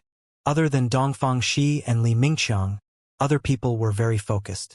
Dongfang she wasn't worried because he was confident. Li Mingqiang, on the other hand, was a black-level tertiary stage master. He didn't care about a mere Yemo. Song Hai opened his phone and checked before saying to Dongfang Shi, "Mr. Dongfang, a car is driving over here. It should be Yemo and Tang Beiwei." But strangely, the people I stationed around the hotel didn't see the two leave. I don't know how they got on the car. Dongfang Shi's heart suddenly jumped. He thought of the two town outside the desert and how Yemo could be invisible. He started getting a bad feeling, but his face didn't show it at all. Song Hai, the quality of your people needs improvement. Song Hai nodded and said, "I'm just afraid Yemo doesn't have a life to come back after entering the metal bridge. In that case, although we got our revenge, it will not be very satisfying." Dongfang Shi nodded. Brother Song doesn't need to worry. This will definitely be a satisfying revenge. But you're right, after all, the two guarding there are too strong. It wouldn't be good if they beat him to death. I need to go communicate inside. The reason we can stay here was because I told them. Now, I'll go tell them to leave Yemo one last breath. It should be fine. Then, Dongfang Shi ordered the two next to him to listen to Song Hai. Then, he said to Song Hai, "I'll be very quick, you take command here for now." Although Song Hai guessed Dongfang Shi was connected to the two from the hidden sex, he didn't think he could actually talk to them directly. He quite admired this and said, "Thank you, Mr. Dongfang. Leave this place to me." Dongfang Shi left as soon as he spoke and was headed towards the metal chain bridge. But soon, he twisted and his body was blocked by trees. Dongfang Shi ran out a few hundred meters before hiding behind a rock and called, "What's the matter? Why is there no report after the target has come out?" Dongfang Shi's voice was worried. "Advisor, we've been using the telescope to monitor the door of the hotel constantly. We didn't see any target?" Soon, his men reported. Dongfang Shi knew things wasn't good. There must have been a mistake, but theoretically, his plan shouldn't have been exposed. What was this? Even Song Qiming didn't know about this. So it was pure coincidence that he knew about Tang Beiwei and Yemo. However, how did Yemo know? Immediately send a few people into the target's room. If she's by herself, take her away immediately and leave Yuan to the next location before contacting me. Dongfang Shi was very decisive. He didn't know which part of the plan failed, but since no one saw Yemo at the hotel, it meant he was suspicious or knew about the plan. That's why he hid. Regardless of whether the plan was a success or failure, he needed to run. He would call his men later. If both of them left the hotel, then he would make his next decision. If it was only Tang Beiwei, then the plan has failed for sure. After Yemo left, Tang Beiwei casually put the fireball charms on the table and took off that necklace, playing with it as though she couldn't let go of it. Although never had any jewelry, she had seen many of the celebrities' jewelry on TV and seen it at the shopping malls. She had never seen a jewelry prettier than the one her brother gave her. The pearls emitted a faint glow and rendered a sense of serenity. It was really pretty. What happened today was like a dream, and she wasn't completely awake now. She had a brother who was very nice to her. But when he didn't know she was his sister, he was really mean and scary. Was Yemo really her brother? He really had a lot of secrets. She saw him take things out from him, but his clothes were really thin, so where did he leave things? And he bought so many materials today, but she didn't know where he put them. Suddenly, there was a banging on the door. Tang Beiwei was shocked. His brother said he would call her if he was going to come in. Who was knocking now? Tang Beiwei immediately thought of Yemo's words and put the necklace on her and picked up the 10 charms and stared worriedly at the door. There was another fit of knocking. Tang Beiwei summoned the courage, walked beside the door and asked, "Who is outside?" She didn't expect the knocking to suddenly stop after she asked. She immediately began to worry. Brother wasn't here. Was the charms he gave her effective? Although Dongfang she thought he probably was thinking too much, he would never take a risk on any small possibility. Last time at Sai-Na, if he wasn't quick, he would have been dead already. So regardless if Yemo fell for it, he would retreat decisively. He had no business there regardless. Dongfang she took out the vibrating phone and answered the call. His men's report shocked him. He was only guessing, but he didn't really expect Tang Beiwei to be still at the hotel. Dongfang she sweated and immediately told his men to take her away and wait for his call. Then, he turned off his phone and ran for his life towards the outside. He didn't dare to meet up with his men at the hotel. He didn't believe Yemo would leave Tang Beiwei there after knowing his plan. He must have measures. The more he ran, the more he regretted. From now on, no matter what he did, he wouldn't come personally again. Although it was satisfying telling Yemo the truth in front of Yemo and watch him die in rage, nothing was more important than his life. Another bang and the door was kicked open. A waitress who wanted to stop them was kicked away by the man outside and couldn't get up. Tang Beiwei saw the three men charge in and charged towards her the moment they entered. Tang Beiwei's heart shook and took many steps back. The man in front had grabbed towards her. Obviously, he didn't see Tang Beiwei as a threat at all. To him, Tang Beiwei was just a goat ready to be slaughtered. Tang Beiwei, in a fit of worry, threw a few charms at the man and yelled Lin repeatedly. Rumble, a ball of fire engulfed the man. But soon, the flame disappeared and there was just a small pile of ash flying around. Tang Beiwei was shocked and couldn't react at all. What was this? She didn't even feel any heat from that ball of flame. But the man who was surrounded by it disappeared. This was too strange. Was that fireball charm that strong? Wasn't this immortal magic? Who was her brother? She subconsciously looked at the remaining few charms in her hands. The two men behind stopped and looked at the flying ashes in shock. Their minds froze. Burning a person to ash? How could this be? However, they already saw it with their own eyes, so how could it be fake? The two came to their senses after many seconds and looked at the runes in her hands, not daring to take a step forward. They turned to run. Until they disappeared. Tang Beiwei finally realized that the fireballs were real and also scarily strong. That temperature was enough to turn people to ash in an instant. Tang Beiwei looked at the door that was kicked to pieces and knew there was no point staying here anymore. She immediately left the hotel and looked at the 7 remaining charms in her hands, thinking that with that, she could go help Yemo. She quickly called a taxi to where Yemo was going. The scene wasn't bloody before, so Tang Beiwei didn't think much of it. But now that she sat on the car and thought a person burnt to ash, she couldn't help but to feel disgusted. "Are you car sick?" the driver asked. A bit." Tang Beiwei made the driver stop as she vomited.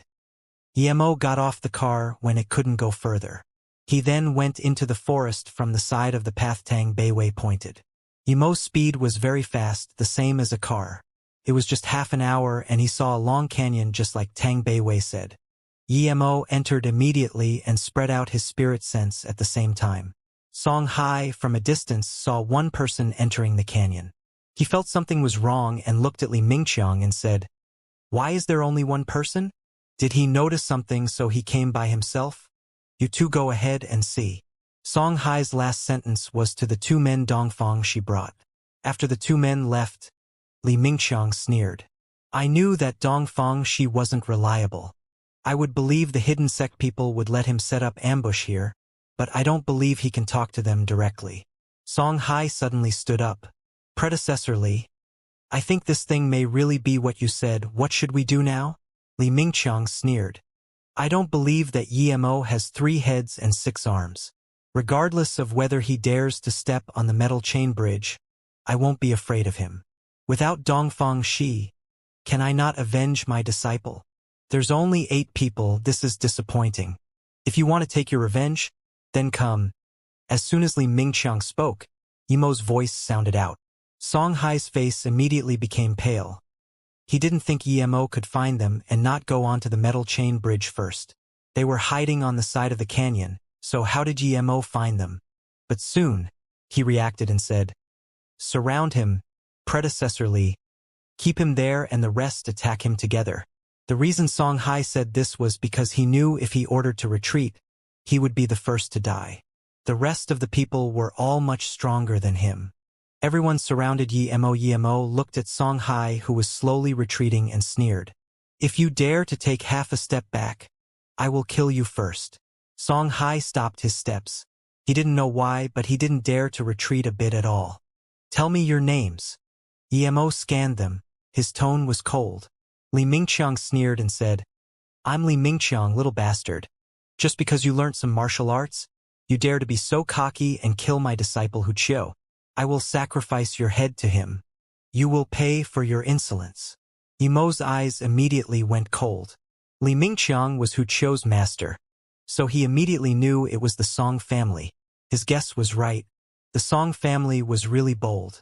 Not only bold, they even thought of such an evil way of revenge. In Yimo's heart now, the Song family was already a pile of dead bones. In that case, die. Yimo casually took out Bianpo's long sword and slashed towards them. He also learnt this from Bianpo. If Bianpo knew that not only was his weapon taken by Yimo but so was his moves after his death, would he crawl out from the ground and cry? Other than Li Mingqiang noticing Yimo suddenly had a sword in his hand. No one else saw the sword. They only saw a ray of white light. Li Mingqiang was also dazed a bit. He clearly saw Yimo was barehanded. So how did he suddenly have a long sword? PSH, there were blood-spilling sound everywhere. Song Hai realized the 4 yellow-level warriors had become bodies under Yimo's sword light. They couldn't even defend themselves. Although Yimo's attack was a sudden one, he still killed 4 with it. This scared Song Hai so much that his legs started to shake. He really didn't expect Yimo to be this strong.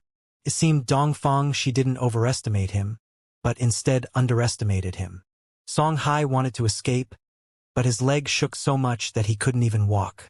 Li Mingqiang saw Yimo kill 4 with 1 slash and knew he underestimated Yimo. He was definitely stronger than him. Thinking about this, he didn't dare to drift off with his mind. He took out the whip from his waist and surrounded Yimo with the other 2 yellow-level peak stage fighters.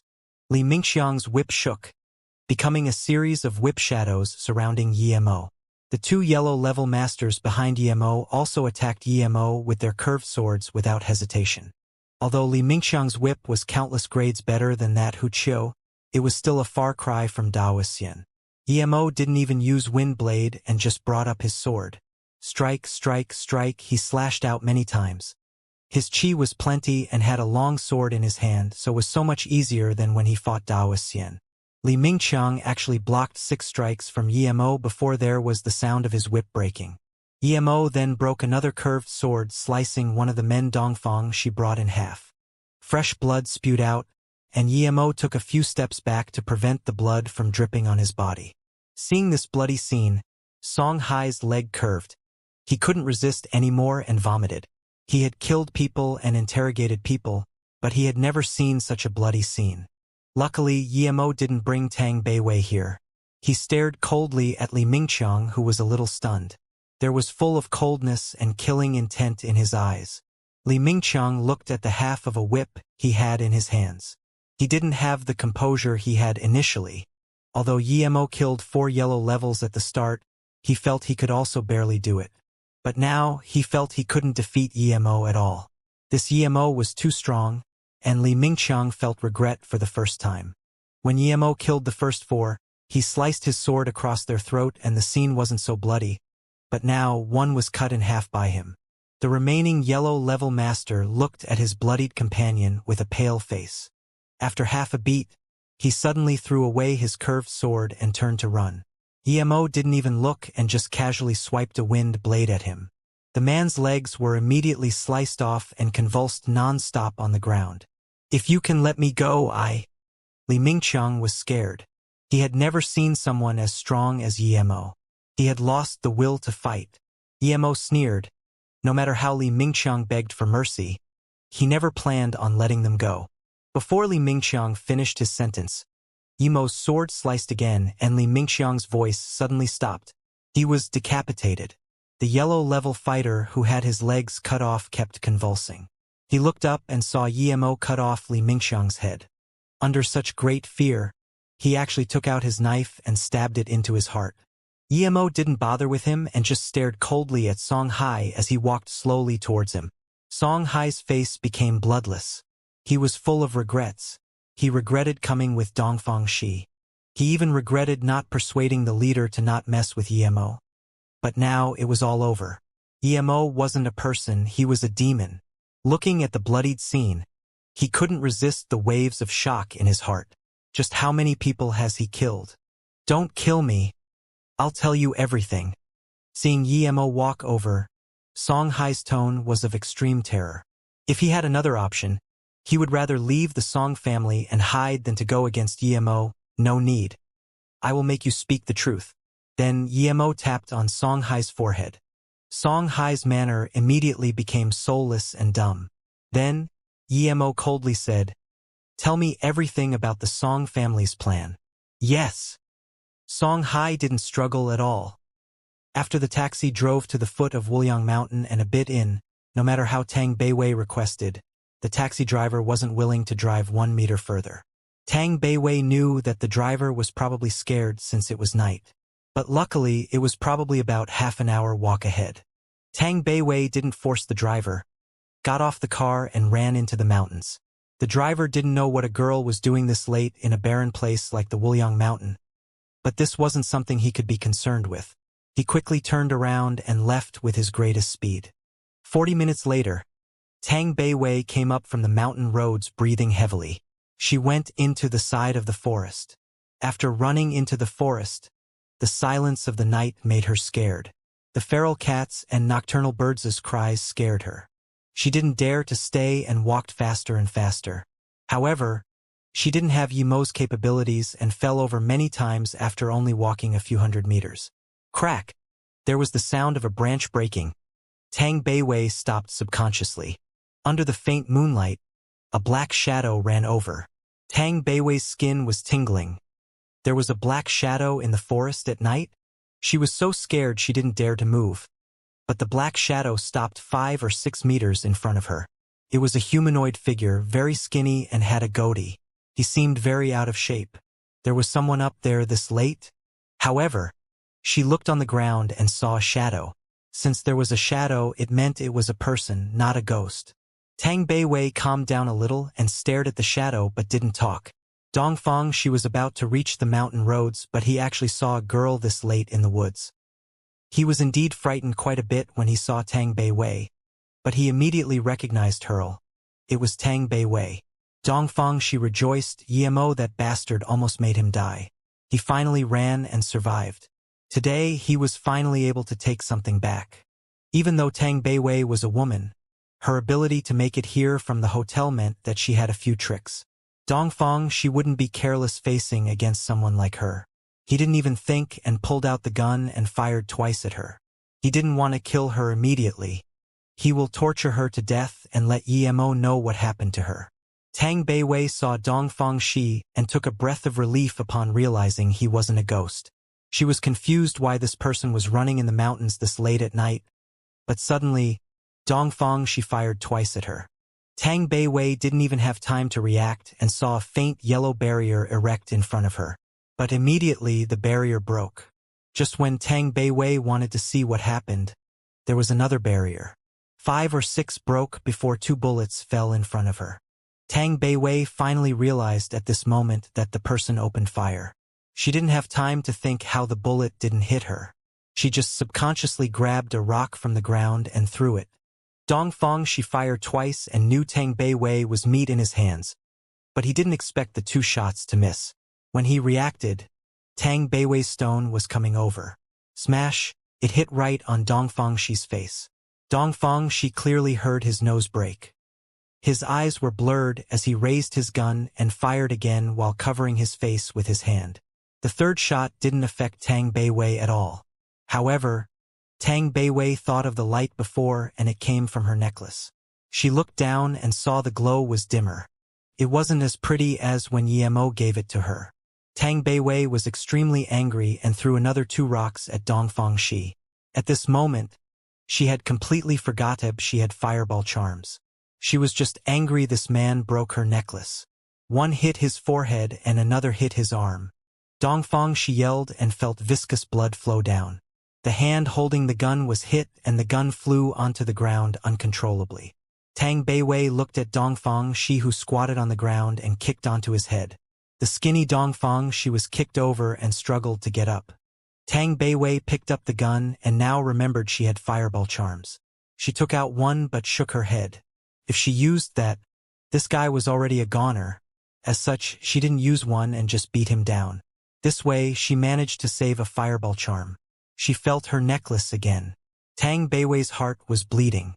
Her brother finally gave her a good necklace, and it was ruined like this by the bastard. So brother's necklace could protect her? Otherwise, Tang Beiwei thought of the 2 gunshots and didn't dare to think the consequences. This guy was too bad. She must not let him go. She didn't even know him, and he was going to kill her. Tang Beiwei picked up the gun and aimed it at Dongfan. She ready to fire. Tang Beiwei never shot a gun before, but she knew it was easy. She only had to pull the trigger. Bang! Tang Beiwei realized her shot went wide. At this moment, Dongfang she flipped over and sat up. He also woke up under the gunfire and looked at the pistol in her hands. There was terror in his eyes and he quickly said, "Girl, don't fire. I didn't see clearly just then. I thought it was something else, so I fired. That was a misunderstanding. A complete misunderstanding. Think about it. How would I know there was people here this late at night?" Tang Beiwei frowned. Did he really not see it? Seeing Tang Beiwei frown and her gun was slanting down, Dongfang she felt relieved and quickly said, "It really is a misunderstanding. I'm lost and have been going around the mountain in circles. May I ask how to get out of here?" Tang Beiwei looked at Dongfang Shi's eyes. It was calm and he didn't seem to be lying. However, who would be out here this late at night? This was quite strange. Tang Beiwei suddenly remembered this road lead to that canyon. Was it someone her brother missed? She subconsciously looked at Dongfang Shi's eyes again. It was too calm. This wasn't right. She learnt acting before. Although it was very easy at that time, was he not scared of the gun when she was pointing it at him? His eyes should be scared a little, right? However, she didn't see it at all. She then looked at Dongfang Shi's hands. They seemed to be moving slowly as though trying to support himself up. But Tang Beiwei already had the preconceived opinion that he escaped from her brother. She walked a few steps in and pointed the gun at Dongfang Shi's hand and fired. It was this close that Tang Beiwei didn't miss hitting Dongfang Shi right in the arm. Crank! A knife fell to the ground. Tang Beiwei immediately knew she was right. This guy was bad and almost killed her. Dongfang Shi's face immediately became pale. He didn't think Tang Beiwei would fire again. The knife in his hand fell. He originally wanted to stab her when she came to help him up, but now he felt worried. This girl was really fierce. He didn't know that since Tang Beiwei was so pretty, she acted very fierce to stop people advancing on her. "Don't shoot. I was telling the truth." Although Dongfang Shi was still trying to trick Tang Beiwei, but his eyes weren't as calm as before. "Okay, I won't fire," Tang Beiwei said and took a few steps forward. Dongfang Shi felt relieved but stared deadly at Tang Beiwei. As soon as she came near, he would take the gun from her. However, when Tang Beiwei was about 2 meters from him, she stopped and fired again at Dongfang Shi's knee. "Arg! You stupid bitch!" Dongfang Shi didn't expect Tang Beiwei, who was so kind just then, to be so nasty. Tang Beiwei ignored him and fired again at his leg, thinking that this pistol was really easy to use. However, she pulled the trigger many times and there was no reaction. She immediately understood she was out of bullets. She put the gun in her pocket and took out a fireball charm but took a few steps back. "Bitch, you are so sinister." Dongfang Shi saw there was no more bullets and finally felt relieved, but he was still thinking about how to kill Tang Beiwei. Tang Beiwei picked up another rock and smashed it towards Dongfang Shi's other leg. "You bad thing, you think I don't know who you are? You are with Wei Yongqian, and you broke my necklace? I'll smash you." Dongfang Shi wanted to avoid the stone, but he was so close to Tang Beiwei and he was heavily injured now, so he couldn't dodge it at all. The stone hit his leg, making him sweat with pain. "You stinking bitch. Just wait till when I tell you who you are to Yimo. You will be happier, ha ha ha." Dongfang Shi's face looked hideous and sinister due to laughter and extreme pain. He knew it was very hard to run away today. Insolent woman, how could she compare him to a trash like Wei Yongqian? Dongfang Shi cruelly said, "You filthy wretch, hitting me so cruelly. I've been a hero for all my life, but am I to die in a woman's hand? In that case, I might as well die in Yimo's hands." Tang Beiwei picked up a rock again and looked at Dongfang Shi with alert. The reason she hadn't killed this person was because she wanted to ask from him how was Yimo now. Seeing Dongfang Shi's wretched cursing, she raised the rock in her hand. Tell me what happened to Yemo? Ha ha. Dongfang Shi laughed hysterically. You filthy slut. You're so evil that you won't even let your own brother go. Do you know who Yemo is? He's your brother. Are you very happy now? You seduced your brother? Ha ha ha. It's satisfying even if I die. Ha ha. Dongfang Shi's laugh suddenly stopped. Tang Beiwei looked at him in pity, but there was no despair and desolation in her eyes. There was only irony and contempt. Tang Beiwei originally couldn't bear beating him up like this, but after hearing his words, she knew how easy she went on him. She should have been harder. This wasn't a person anymore, it was an animal. You don't believe me? Dongfang Shi saw there was nothing on Tang Beiwei's face. He even forgot his pinaz. A bad feeling came over him. Tang Beiwei looked at him in pity. You want to say I went in bed with my brother and you're happy? Unfortunately, you will be disappointed. My brother knew I was his sister as soon as he saw me. You scum. I really don't know what your parents are like, creating such an anomaly. Dongfang Shi was so angry that he actually spat out blood. Before he said anything, Tang Beiwei smashed the stone on his head. Before Dongfang Shi lost his consciousness, he heard, Idiot. If it wasn't because you let me find my brother, I will burn you to dust immediately. Seeing Dongfang Shi was knocked out, Tang Beiwei finally felt relieved. This guy was too evil. So he was the one who thought of this evil plan. She originally thought it was a coincidence that she met with her brother, but it was actually this animal's idea. Luckily, her brother recognized her. Otherwise, Tang Beiwei shivered. She didn't dare to keep thinking. It was the first time she was so cruel to someone, but she didn't feel bad at all. Yemo burned Songhai to dust with a fireball as well as the other bodies. Then, he looked at the end of the canyon. According to Songhai, there should be a metal chain bridge. Dongfang Shi's plan was to trick him in and let him fight with the hidden sect people. Song Qiming, Dongfang Shi. Yemo muttered these two names. There was full of killing intent in his eyes. Since they wanted to ambush him, then don't blame him for total annihilation. If Yemo was still stage 2, he would still have some concerns, but now he didn't need to at all. However, Dongfang Shi would have never thought that even if he changed the person, he still wouldn't be able to ambush Yemo. As long as Yemo walked into this canyon, his spirit sense would be able to scan what was on the two sides of the canyon. Dongfang Shi underestimated him too much. Whatever sinister plan it was worthless in the wake of absolute power.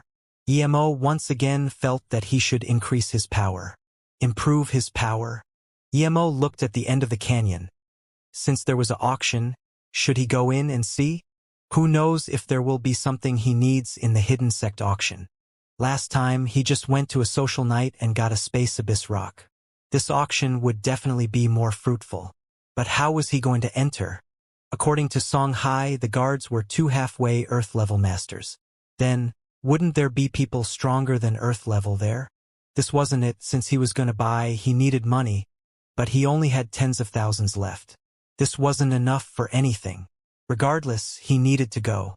Ever since he found the 1,000-year snow lotus seed and face-preserving fruit, he no longer underestimated Earth. Perhaps there was really things he needed.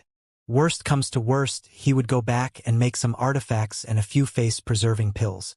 Today's slaughter was satisfying, but Dongfang Shi ran away. Yemo was very uncomfortable. Dongfang Shi was like a venomous snake. If Dongfang Shi knew Tang Beiwei was his sister and still let her seduce him, then he was too malevolent. He would go back and take away Tang Beiwei first. Yemo didn't choose to go into the canyon. He just walked a few steps and his phone started vibrating. It was Tang Beiwei. Yemo quickly picked up. Brother, I caught Dongfang Shi. I'm not far from the exit of the road. What do I do? Tang Beiwei's voice sounded. What? She actually caught Dongfang 11. Yemo yelled out in joy. Don't go. Stay there and wait for me. This Dongfang Shi is very useful to me. Hearing this, Tang Beiwei felt as though she ate honey. She could finally help her brother. When Yemo arrived, Dongfang Shi just woke up. He saw Yemo come over and his eyes were faint. He knew he was a goner. Brother. Tang Beiwei looked at Dongfang Shi nervously. She was scared that, with the slightest carelessness, this guy would ran away, and because of that, she kept all her attention to him. Emo walked over, took another mini pistol from Dongfang Shi's leg, and then said, Beiwei, why did you come here? Huh. He still has a gun. I was almost tricked by him. Tang Beiwei looked in shock while Emo took another gun. She also gave the pistol in her pocket to Emo. This guy is very cunning. Luckily, you weren't tricked by him. Emo then looked at the necklace on Tang Beiwei's chest, which seemed faint. He frowned and said, He attacked you. Tang Beiwei nodded and told everything that had happened from the hotel till now. Emo then turned to look at Dongfang Shi with even colder eyes. This guy was like a snake. Luckily, he fell in his hands today, otherwise he really wouldn't be able to sleep. Mr. E, as long as you let me go, I'm willing to be your servant. You also know that I only tried to fight because we were on different sides. As long as I serve you, I will live by your words. Dongfang Shi was completely full of despair after Emo took away his gun. Before Emo spoke, Tang Beiwei quickly said, Brother, don't trust him. He's purely evil. He opened fire on me as soon as he saw me, and he knew we were siblings but still used such an evil plan. Emo's eyes grew bleaker. His guess was right. This Dongfang Shi really knew Tang Beiwei was his sister. This man was scary like a snake. Emo walked over and kicked Dongfang Shi's other hand broken. Then he said to Dongfang Shi, I will make you die slowly. I'm not interested in having a wild dog that lost its humanity to serve me. Dongfang Shi's eyes hardened and immediately said, Emo, if you have guts, then give me a quick one. I know a lot of things. If you give me a quick one, I will tell you everything. Emo raised his hand and patted on Dongfang Shi's head. He then pointed at the center of his eyebrows and coldly said, No need. I have ways to make you talk. Dongfang Shi struggled a little but soon turned doll-like. Emo looked at him and asked, Tell me, why are you ambushing me? How many of North Sand's base do you know? Where are they? What other purpose do you have this time? Dongfang Shi numbly spoke, I only know the Asian base. It's in Vietnam, Whitetail Groove. I don't know anything else. This time, I came to get back the Space Sunflower Design Map. Space Sunflower Design Map? Emo immediately remembered the model Wendong gave him. Thinking about Wendong, he wondered if she had recovered. He wanted to get the map, and now he learned that North Sand hid very deep. Even Dongfang Shi didn't know a lot of things. It seemed they were just using each other. But Emo didn't care. He only needed Dongfang Shi to know the location and he would kill them all. Emo continued asking, How did you know I was siblings with Tang Beiwei? Screech. A sharp sound interrupted Dongfang Shi's reply, and there was struggle in his eyes. He actually woke up and looked at Emo in terror. He started rubbing his teeth against each other as fast as he could. A gush of black blood spilled out from Dongfang Shi's mouth. Emo immediately knew it wasn't good. Dongfang Shi actually woke up at the last minute. This wasn't it, he had poison in his mouth. Just when Emo wanted to save him, Dongfang Shi already died. Even his skin color changed black. Such potent poison, Emo sighed. He had never seen such a poison, and with his current power, and there was no way he could save Dongfang Shi, unless he made Lotus Life Pill. Brother, he killed himself. Tang Beiwei also saw that Dongfang Shi had died. Emo nodded and burnt Dongfang Shi with a fireball before saying, It's too easy for him to die like this. But a nocturnal bird interrupted us.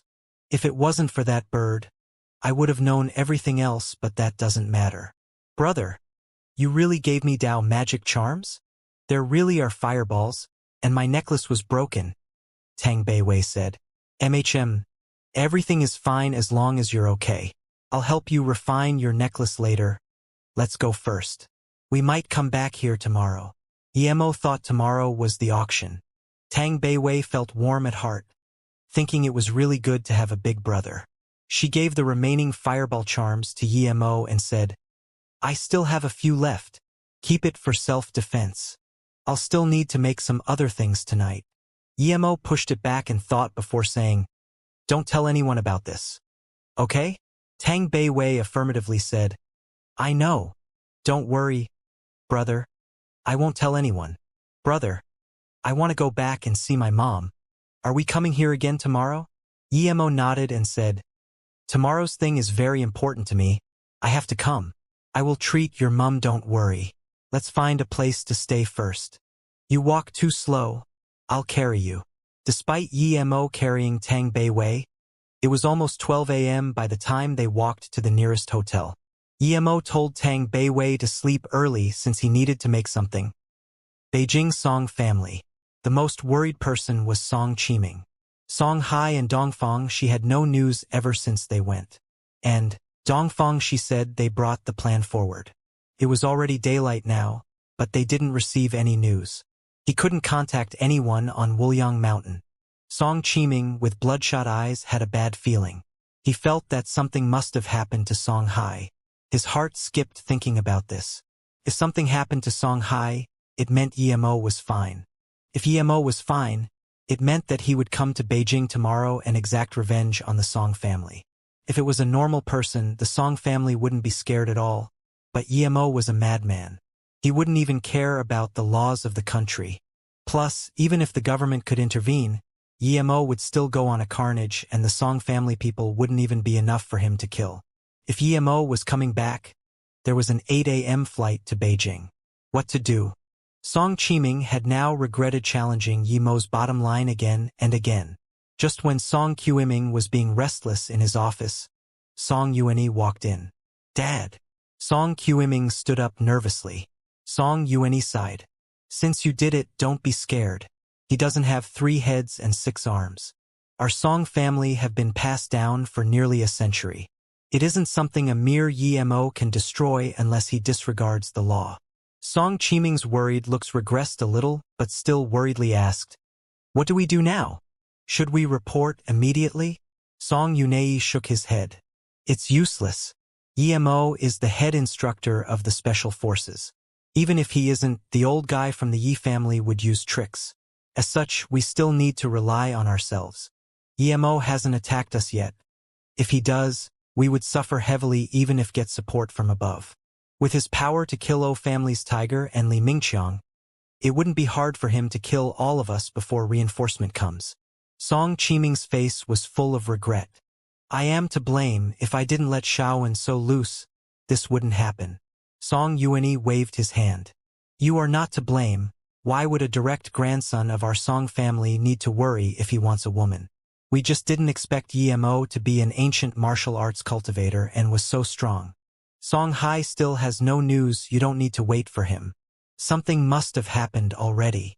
This Dongfang, she doesn't live up to his name. We overestimated him. Song Qiming sneered. He regretted completely listening to Dongfang Shi's words. Song Yuanyi shook his head. There shouldn't have been a problem with his plan. Something just happened in between. There must be another reason. It's not the time to be fussing over this. We need to face Emo's wrath when he comes back. Song Yuanyi frowned. His eldest son did quite well being the leader of the family all these years, but faced with the life and death of the family, he was indecisive. He thought for a while before saying, I'll go back and find my bro for help.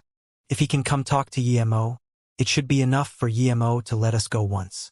But this isn't a fail-proof plan. I'm not sure if Emo will listen to old bro's words. So you need to act. If I'm not wrong, the problem should be on Tang Beiwei. Song Qiming also thought Dongfang Shi choosing Tang Beiwei was very strange. Then his father continued, I've seen Tang Beiwei's picture. She's indeed pretty. But I don't believe we can't find someone prettier in Beijing. And I know she's your daughter. What's the meaning of using your daughter as a spy when he's cooperating with you? Is there some other reason in here? Dad. Song Qiming looked down in guilt. Although he knew his dad knew about this, he didn't bring it up.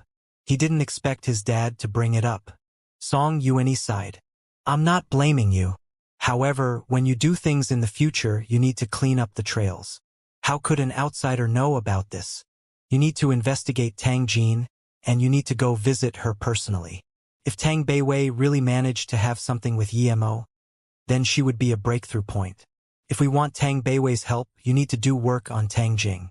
Since that Tang Beiwei could accept this deal for her mother, This means her mother is very important for her. I understand.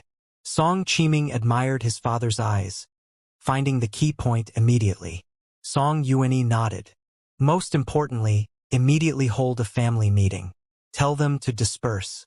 Those who can leave the country, leave tomorrow morning. Those who can't go to the ends of the country, leave the main members. And, I need to go see Yi Beirong and Ning Fujian. Even if we pay a heavy price, we need to overcome this disaster. Song Qiming looked at his father in surprise. He didn't expect the family had to be dispersed in order to overcome this. Hurry up, the other things are outside things. As long as the family doesn't fall, we will get it back. Seeing Song Qiming was still hesitating, Song Yuanyi immediately reproached. Yes, father. Song Qiming knew that as Emo was getting stronger and stronger, the Song family no longer had the power to fight with him. After a busy night, Emo finally made 6 face-preserving pills and 3 Lotus Life pills by 9 a.m. in the morning. Emo sighed. His power was too low, and he wasted too much material. This was even with the help of Shin Nong Cauldron. If he didn't have this cauldron, he would waste more. Brother! Seeing Emo stand up, Tang Beiwei rushed over. Although she knew Emo had great metaphysical power, she saw with her own eyes that her brother hadn't slept for a few nights, so she was very worried. Emo smiled and waved his hand. I'm fine, eat this pill. I've refined your necklace. Wear it. Then, Emo gave her the face-preserving pill and the necklace. What pill is this? Tang Beiwei took the pill and it smelled very refreshing. It's called face-preserving pill, you won't age after eating it, eat it. Emo's new appearance was very important to women. Since he had 6 face-preserving pills, he wouldn't be stingy. Ha! Tang Beiwei took the pill with shaky hands. She would never believe this before, but now, she trusted Emo wholeheartedly. A pill that could preserve her looks? The price? She didn't dare to think. Emo knew what Tang Beiwei was thinking and casually said, Eat it. I still have a lot more. Tang Beiwei suddenly felt a warm feeling flow in her heart.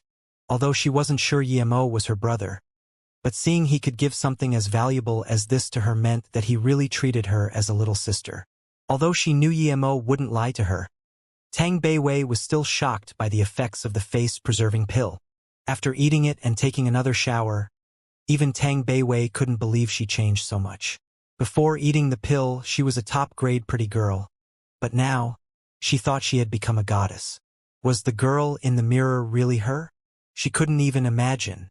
Her skin was pearly white and her already perfect face was smoother. Brother, this pill is really magical. Tang Beiwei ran out and yelled in joy. Emo smiled and said, Of course, you think it's easy to make? Although it's not very complicated, but one of the materials is very precious. Thank you, brother. Tang Beiwei ran in front of Emo, then hugged him and kissed him. No girl didn't like beauty. Tang Beiwei was no exception. She was really grateful that her brother gave her that pill. Emo patted Tang Beiwei's head and said, Beiwei, I need to go in the mountain again.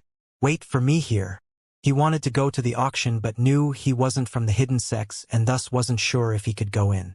It would be inconvenient to bring Tang Beiwei. She nodded and said, I know, brother. I want to go see Mom today. Emo thought it would make Tang Beiwei quite worried for her to wait here by herself, so he took a bottle and gave it to Tang Beiwei. Give your mother the medicine in this bottle and wait for me to come back and cure her. Tang Beiwei agreed and took the bottle. I'm at Tan Du Shifan Uni. If you come, just go to the English campus to find me. Okay. After I'm done with the things over here, I will go find you. Remember, if that way Yongqian does anything to you, just burn him with the fireball. If anything happens, I will take the blame for you, Emo said. Tang Beiwei felt very warm from her brother's concern but was still shocked by Emo's words. No one could escape killing people in the city, but she knew her brother was doing it for her good and didn't argue. Emo sent Tang Beiwei on the taxi before heading back to that canyon. After entering the forest, Emo kept seeing some strange people. They rarely talked to each other. Emo thought these people were probably all going to the auction. He wanted to ask someone around but found everyone was very careful and discreet. Many people used black masks to cover their face.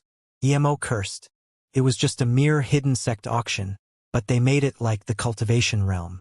However, he thought that he was only stage 3, so he also took out a black cloth and covered his face. After entering the canyon, Yemo found that most of the people at the auction were yellow and black level. There were a few earth level masters, but compared to black level, there were very little. This made Yemo feel relieved. He was only one line from tertiary stage of stage 3 chi gathering. Once he reached that level, he would have the confidence to fight with earth level masters. Just when Yemo entered the canyon, he saw a circle of people watching something. So he also squeezed over. When he came in, he saw a familiar person. It was the girl whom he cut one arm off, but this girl's arm was reattached. There was a beautiful serene-looking nun beside her who only looked in her 30s. He didn't expect this girl to appear here. She was working with Lang Ji for Chen Longtu before, and her flying swords were quite good. Was she also from the hidden sects? Regardless, Yemo had no interest to care. As long as they didn't annoy him, otherwise he wouldn't be so easy to mess with. Next time, it wouldn't just be an arm but becoming ash. Yemo focused his attention in the circle. 2 men were at a standoff. One was yellow level tertiary stage, and the other one was black level tertiary level. Their difference in power was too great. The yellow level person already had a slash mark on his chest, and the blood kept flowing. It was obvious that the two were fighting. Su Ping, you're just a solitary ghost. How dare you fight over things with me? You ran last time, but if you don't hand it this time, this place will be your burial ground. The black level man sneered. Su Ping wiped the blood from his mouth and said, "You're so shameless. Just because you're from Broken Fist Hall. You think you can do whatever you want? I found the red meteor first and I got it first. What right do you have to take it?" Shameless. Everyone had understood now. It was definitely because the Broken Fist Hall man wanted someone else's thing and wanted to rob it from him. No one would believe that a yellow-level fighter would try to rob from a black-level warrior. Yemo heard the name Broken Fist Hall and frowned. This name was so familiar. At this moment, the black-level tertiary stage man walked forward and punched Su Ping on the chest. Su Ping spat out more blood. A bag had fallen into the Broken Fist Hall's man's hands from his chest. Although everyone witnessed this happen, no one wanted to go up and say something fair. Yemo scanned the thing in the bag and was shocked. That wasn't some red meteor, but instead it was a star jade. Star jade was very rare even in the Cultivation realm. That was something strong people fought over. It could be used to make extreme-grade spirit artifacts. Star jade was very hard to form. It was formed from meteor that had undergone countless modifications by space-time. The redder the star jade was, the higher the grade was.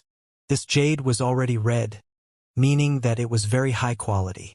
Yemo's eyes went cold. He had to get this star jade no matter what. With that, his flying sword could be forged. But what excuse was he going to make to rob this? Looking at Su Ping on the ground, Yemo thought and walked out. He helped Su Ping up and gave him a medical pill, saying, "Friend, eat this first. I don't believe there is no justice in this world." Su Ping took the pill and looked gratefully at Yemo. "Thanks, brother. I'm Su Ping. But you have no business here, move aside. That man is Xianxia. He's from the Broken Fist Hall." It was obvious that Su Ping was implying Yemo couldn't mess with the Broken Fist Hall. Yemo smiled. No matter how strong the sect was, he wouldn't pass the Star Jade. If he could use the Star Jade to make his flying sword, he would be able to kill Earth-level masters. He didn't believe a mere Broken Fist Hall was full of Earth-level masters. Broken Fist Hall, Yemo suddenly remembered that he got a dagger from killing Otanhu, and the dagger had the words Broken Fist. So that was it. Yemo knew that Otanhu and Xianxia were in the same group. In that case, the Broken Fist Hall would come looking for him sooner or later. Thus, he might as well kill one first. Thinking about this, Yemo's killing intent rose. "Punk. Justice is in the hands of the strong. Fuck off. Our Broken Fist Hall's matter is not something you can intervene with." Xianxia saw there was someone helping Su Ping. Someone so young with a covered face. This caused him to become immediately angry. Yemo slowly stood up and coldly looked at Xianxia before saying heroically, "I like to intervene in things I don't see right. Broken Fist Hall? Very strong? I'm going to intervene today. What are you going to do? Then Yemo felt a little guilty. Su Ping was not a bad person, but he used him. Although he did it for the Star Jade, Yemo's words immediately got the agreement of the surrounding people. It was obvious Zhang Cheng's overruling actions had made people unhappy, but no one said anything. Now that Yemo came out to say something, people immediately conformed. Zhang Chengze coldly looked around before glaring at Yemo and Su Ping and said, "You two are lucky today. Don't make me see you again." Then he turned to leave. Yemo came for the Star Jade today, and saving Su Ping was just a part of the package. How could he let the main thing escape? He didn't even think and stopped Zhang Chengze. "You want to go? Stop dreaming. You think you can leave after taking other people's thing? Punk, you want to die." Zhang Chengze was really angry now. Although he was annoyed that Yemo saved Su Ping, he got the thing so he didn't care. Now that he wanted to leave, this insolent punk dared to stop him. Zhang Chengze didn't even think and swung with the long sword he pulled out from his back. However, Yemo didn't dare to block with his long sword because he couldn't expose that he had a storage ring. Second, he knew that sword was troublesome. If people knew Bien Po's sword was on him, he would be the primary suspect.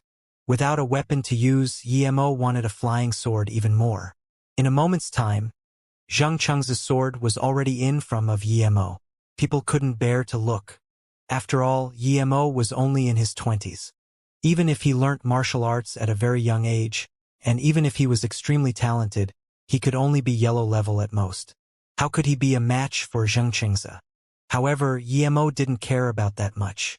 He locked Zhang Cheng's sword with his spirit sense and struck out with his fist. No one dared to believe that Yemo dared to fight a long sword with his fist. Everyone thought Yemo was crazy. With the clash of fist and sword, there was no sound of flesh being sliced but instead a metallic clank. Zhang Cheng's long sword was smashed into the ground, while he himself was forced multiple steps back. Yemo's hand was perfectly fine, and at this moment, Yemo followed up with another kick on Zhang Cheng's dantian. He flew many meters out and smashed onto a distant boulder as he spat out blood. It was obvious he couldn't survive this. Then, Yemo walked in front of Zhang Chengze and took the bag from his chest. Everyone took a cold breath. Zhang Chengze was someone who cultivated ancient martial arts to black-level tertiary stage. But he only lasted 2 moves in Yemo's hands. This youth was too ferocious. Although Zhang Chengze underestimated Yemo, he wouldn't last more than 20 moves even if he didn't. So strong, but he started feud with the Broken Fist Hall. Although it wasn't some first-grade sect, it still had an Earth-level master. Most people didn't know how Yemo knocked the sword away with his fist, but 2 of the Earth-level masters saw clearly. Yemo smashed his fist accurately on the flat surface of the sword. The 2 compared themselves and felt even if they fought Zhang Chengze, they wouldn't be able to win so easily. This young man was excessively strong, and they couldn't even tell which sect he came from. The girl who had her arms severed by Yemo looked at Yemo before saying to her pretty nun master in a low voice, "Master, I seem to have seen him somewhere, but I just can't remember." The nun immediately reproached, "Zishu, don't say random things. It's very hard for us to come in here." Yemo gave the bag to Su Ping and said, "Brother Su, this is yours." He was thinking of how he would trade it over later. However, Su Ping pushed and said, "Brother got into conflict with the Broken Fist Hall due to me, so I feel really bad. This thing isn't really useful to me, and your power is higher than me. As such, I'll just give it to you. I haven't asked for your name." Yemo came for this Star Jade, and hearing these words, he didn't try to act polite. He took the jade and took out another defensive jade. This is a defensive magic artifact. It's far as valuable as your meteor. So if I get the chance in the future, I will pay you back properly. I'm MOing. Yemo didn't dare to act cocky here. Everyone had some sort of background here. Although he was confident, he wasn't confident enough to ignore everyone here. Su Ping took the jade and laughed. "Brother Mo, you're being too polite. It's my luck to be able to get to know a friend like Brother Mo." However, this also made Brother Mo get into conflict with the Broken Fist Hall, making me very sorry. Yemo immediately looked at this Su Ping differently. Not only was he straightforward, but he also didn't fear the Broken Fist Hall. Emo laughed. The Broken Fist Hall isn't a threat to me. If they dare to harass me again, I don't mind going and annihilating this place. Emo said this purposely. He killed Otanhu and Xianxia, so there was no coexisting between the two anymore. Instead of being fearful, he might as well bright the feud to the surface. Plus, as long as he got the Star Jade, he could make his flying sword. Once that was done, his battle power would increase many folds. Right, if the Broken Fist Hall dare to come, us two brothers will go slaughter them. Su Ping was also full of heroic feeling. Everyone started to leave, seeing there was nothing to watch, and all went into the canyon. Brother Mo also came to participate in the auction? Seeing everyone leave, Su Ping asked. Emo nodded. I heard there's an auction here, so I came to see what's good. Su Ping dazed and asked, Don't you have an entry card? There's an entry card? Emo heard this for the first time and asked.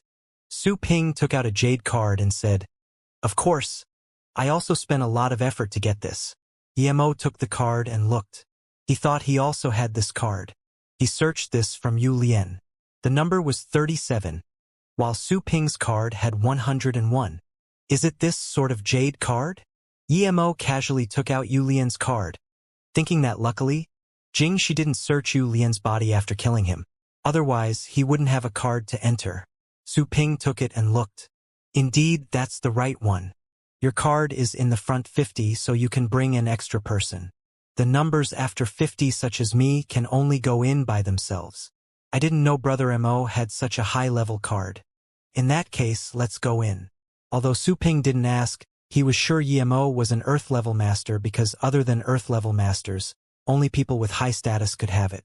The two talked for a while and realized both were solitary cultivators without a sect. Although Mo had a good impression of Su Ping, he still didn't tell everything. After all, Su Ping didn't either. They were all in Jiang who among them knew each other completely. When they were hot-blooded, they could die together, but when there was conflict of interest, perhaps they would sell each other out. After all, they just met each other. Mo and Su Ping walked past the canyon, went through the metal chain bridge, and entered a long and narrow path. This path was built on the steep wall of the cliff. Looking down, there was no bottom to be seen at all. It was completely shrouded in clouds. It seemed as though they would be blown down by the wind at any moment. Those scared of heights would perhaps faint already. But of those who came to the auction, who would be afraid of heights? Mo wasn't at all. After passing through a few kilometers of small cliffside road, the way opened up in front. There were large packs of trees and brushes seeming very quiet and pretty. At the end of all that was a tower set up with wood, with the words Xishuang Temple. Mo saw many people hold the jade card and walk in. He knew he had arrived and couldn't help to compliment Dongfang Shi. He didn't even cultivate but had so much information about what went on in here. Mo wondered how this was possible. It seemed that no one should be underestimated. Everyone had their own way. Mo took note of the two men guarding the door. They were both peak stage black level power. According to Song Hai, these two brothers lusted with their life. There were a lot of women here today. He wondered how they would lust. But Mo didn't believe they dared to attack a woman in broad daylight. Mo and Su Ping walked at the back. He knew it was not even 11 a.m., while the auction was starting at 3 p.m. Mo observed careful the two guards, and indeed, their eyes kept circulating on women. Especially when the two nuns from Lian Hangjing Mosque came, they almost drooled. Mo saw the shorter one squeeze one of the nuns' hand when they entered. The nun took her hand back quickly and the jade card even fell to the ground. She quickly picked it up and pulled the other nun in and didn't talk. Everyone's card was very correct, and people came in a huge line, so the two didn't dare to overdo it. He understood now that regardless of last night or this afternoon, if he and Tang Beiwei came here, they wouldn't see other people. This was because the auction hadn't started last night. Regardless, with the lust of those two, he would be stopped for sure. These two were indeed not good. Mo immediately knew if he and Tang Beiwei were stopped, they were going to have conflict 100%. Dongfang Shi's plan was really malevolent. Luckily, he killed Dongfang Shi. Otherwise, he really wouldn't be able to rest easy. This man kept using evil and insidious plans. It was Yemo and Su Ping's turn. Yemo handed his card in, and so did Su Ping. The man on the left with the eagle nose felt strange that Yemo didn't bring anyone but had a card within 50. Normally, those people with a card within 50 would bring someone in. Although Yemo covered his face with a mask, his age was too young. Which sect are you from? The man thought those who had these cards were usually from the bigger sects and the big wealthy corporations in the mortal world. But Yemo didn't look like it at all. Yemo shook his head. I don't have a sect. The eagle nose studied Yemo a bit more. Since Yemo didn't have a sect, it meant Yemo needed to bribe him. But Yemo had no intentions of that at all. His eyes grew cold and said, Where did you steal this card from?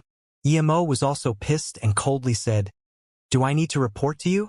Why do you care where I got it from? All that matters is that it's real. How dare you, a low-level youngling, dare to be so impolite? Your card has unclear history. I will confiscate it. Go back to where you came from. The eagle-nosed man was pissed since so many pretty ladies came today and he couldn't do much at all. But now, Yemo didn't bribe him and was arguing with him. Yemo was furious. Out of so many people, they had to stop him. They were bullying him because he had no background but had a card within 50. The people from behind saw Yemo have conflict again with the guards. Those who knew Yemo all knew he was quite strong and thought there was going to be another show. I never heard that you needed to ask where the card came from. There shouldn't be such rule. Su Ping immediately intervened. The shorter man on the right side heard Su Ping's words and immediately slapped Su Ping many meters out onto the ground with blood flowing from his mouth. If I say it's needed, then it's needed. What? Do you have a problem? The shorter man looked at Su Ping contemptuously and scanned Yemo coldly. Yemo's eyes went cold and looked at the shorter man. What? You have a problem? If you do, then I'll beat you up as well. Piss off. The shorter man saw Yemo look at him and immediately snapped. Yemo turned his head back slowly. The shorter man saw Yemo pissy out under his yell and spat on the ground, sneering. What kind of thing are you? Why don't you look where this is? Everyone saw that Yemo eventually didn't act impulsively and felt relieved for him, but also looked down on him. Piss off. Don't waste other people's time. Seeing Yemo turn around to face him, the eagle-nosed man said contemptuously. Yemo smiled and nodded, and before the other party could react, Yemo suddenly turned around again and with an extremely fast speed then punched the shorter man's dantian. Yemo used all his power in this punch. PSCHHH. The shorter man spat blood all over the sky and was sent flying 10 meters away. He landed on the ground and didn't move. No one knew if he was dead, but everyone knew there was no difference since that fist had completely shattered his dantian. Yemo's sneak attack succeeded, so he immediately took many steps back to calm his breathing before staring coldly at the eagle-nosed man. Everyone was shocked. This masked youth was so ferocious and so decisive. His sneak attack worked on a half-a-step Earth-level master. No one expected Yemo to dare to sneak attack a half-a-step Earth-level master. Even that short man himself didn't expect it, but Yemo still did it and succeeded. Was he really some impulsive man that didn't care about anything? Of course, Yemo did. He had already looked at the geology. The road back was built on the cliff face. Other people couldn't escape, but it didn't mean he couldn't. If they really fought, he could jump off with Su Ping. He had wind-controlling technique, so he wasn't afraid at all. To Yemo, if he was going to fight anyways, he might as well eliminate one first and reduce the threat. He wouldn't wait to be ganged up on by two-peak black-level master. That wasn't who he was. Since he was going to sneak attack, of course, Yemo chose the one who was slightly stronger. Plus, he killed the shorter guy first, and if he was to argue later, he would have the advantage as the short guy attacked first. Half a beat later, the eagle-nosed man reacted and screamed, "Bastard! You dare to kill my brother!" Then he pulled out a long sword and hacked towards Yemo's head. In his eyes, Yemo only killed his brother because he sneak attacked. If they really fought, he only needed one sword to kill Yemo. Yemo knew that the eagle-nosed man was weaker than the shorty but still stronger than Xianxia. So he didn't dare to take him lightly and locked onto the man's sword with his spirit sense. Although the eagle-nosed man's sword was strong, it posed no threat to Yemo. Not only did Mo keep his spirit sense on the man's sword but also on the surrounding. He was scared people would come and gang up on him. If more people came, he had to run immediately, and he wouldn't be able to participate in the auction. Seeing there was more fighting here, people came out again to look. At this moment, even those without a card could go in, but since all the people here had cards, no one tried to sneak in. In that brief moment, the eagle-nosed man struck out 12 times. Sword followed by sword, it almost joined to form a veil of swords. Mo sneered. If he could also pull out the sword, he could kill this man on his 7th sword. But he didn't dare to take out Bien Po's sword and had to fight with his bare fists. Bang! Bang! Bang! After 12 successive bangs, Mo and the man separated again. That veil of sword didn't even scratch Mo's clothes. At this moment, the man realized that Mo wasn't an easy opponent as he seemed. Although he really wanted to kill Mo, he knew it couldn't be rushed. The man casually sent out a rocket-like signal and started to attack Mo again. Mo saw this signal and knew that it was a call for support. He must finish the battle quickly. Regardless if the people who came would be impartial, he had to kill this man no matter what. Although Mo was worried, this man wasn't so easily killed. Mo's fists clashed with the man's swords for another round. He was pushed back by Mo, and he immediately knew Mo was stronger than him. Although the man was pushed back, Mo had no joy. His fists were hurting a little too. He knew if he used Wind Blade, he would have finished this guy ages ago. But he didn't dare to use it.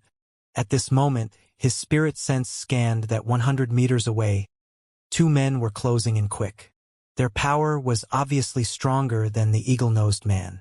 No, he couldn't wait and talk when they were here. The moment Mo pushed back the man, he jumped up and slammed down on the man. "You're asking to die." The man saw Mo being so cocky, leaving himself wide open towards him. He had a smirk at the corner of his mouth as his sword sliced towards Mo's chest. Mo used his body to block everyone's vision as his fists struck on the back of the sword. Meanwhile, a wind blade sliced across the man's neck. The man's sword stopped immediately. He touched his neck in disbelief, until at last, his hand powerlessly fell down. Before he died, he still couldn't believe that Mo used a projectile to kill him. Everyone was stunned. Just then, Mo was wide open, and this was obviously a no-brainer in martial arts. However, how did this eagle-nosed man die immediately? This youth was too eerie. Many people were warning their younger members to avoid this man if they see him in the future.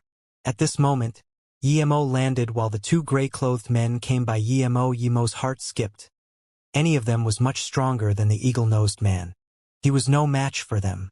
Thinking about this, Mo subconsciously took a few steps back and moved close to Su Ping. As soon as things weren't right, he would grab Su Ping and run. "How dare you kill the guards of our Shi Shuang temple auction? Who are you? What do you want here?" The man speaking was in his 50s with snow-white hair. Mo told everything that had happened without worry and said at last, "If you 2 predecessors don't believe me, you can ask everyone else. And I saw the 2 harass the 2 sisters from Lianhangjing Mosque. It could be seen these 2 aren't good people." The white-haired man looked at the crowd and casually asked. Although no one came out to give evidence, when the man asked, the crowd decided to speak the truth. "Xiong, it seems this young man's right. The Gu brothers are being rude and causing trouble, stopping the guests. This is not tolerated. I felt it wasn't good when we chose these 2 for the guards." The other middle-aged man immediately said. The white-haired man sighed and said, "This isn't something we can decide. We will drop it for now." Then the white-haired man said to Mo, "You 2 go in first, you must not cause any more trouble. We can't decide on this, you may choose to leave. I won't stop you." Mo knew these 2 brothers had background support, but he didn't mind. Since he came, he would go in. Thinking about this, he saluted with his fists and said, "Thank you, 2 predecessors." Then Mo pulled Su Ping in. Everyone saw Mo come over and all made way. In their eyes, this masked young man was an extremely bad-tempered person who killed without a second thought. The younger nun of the Lianhangjing Mosque looked at Mo's back, pulled the other nun's hand and said, "This guy is really ferocious. He killed Broken Fist Hall's person in the canyon, and now he killed the Gu brothers. But even so, he helped you get revenge. Should we go thank him later? The other nun immediately said, Sure, may you err, you are too naive. Do you think he was killing for us? Didn't you see he only killed after the shorty hit his friend? And he used us. When he spoke, it was as though he couldn't resist seeing us being bullied. But he's actually using as an excuse to justify his killing. We mustn't talk to him. Oh, I understand, Xianxia. Why are the people outside all so bad? You err, nun said with a pouted mouth. Of course, Emo didn't know he was labeled as malicious by the two nuns. His first objective was to gather enough funding. He didn't have much money on him, and he only had the magic artifacts and the pills he made last night. The Shi Shuang temple was very spacious. Emo looked around casually, and there was 50 acres of land, and the scene was good. There were small pavilions everywhere for people to rest.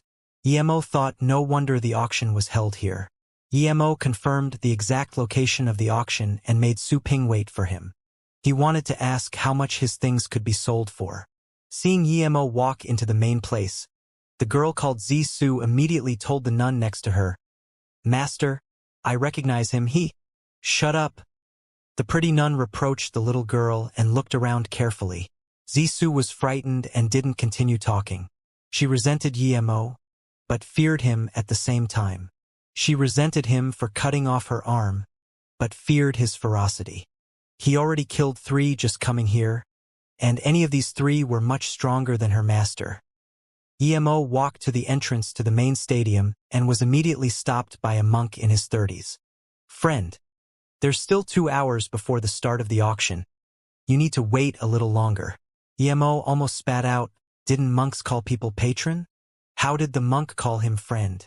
But luckily, he had seen quite some monks who drank and ate meat, so he immediately said, I have some items that I wish to ask the organizer to auction for me. Is that possible? Of course, come with me. The monk wasn't surprised since there were a lot of people who also did that. Emo was taken to a room on the 3rd floor. Emo looked around. There were 2 people in the room. One was a skinny old man with glasses and a goatee. He actually looked quite like Dongfang Shi. The other was a middle-aged woman. Her looks were average but had a royal temperament. Could be easily seen she was no ordinary woman. You have something you wish to auction? The tone of the old man with a goatee was very slow. When he spoke, there was a small frown, and this was caught by Emo. Emo immediately knew that the goatee saw he was too young and didn't think much of him.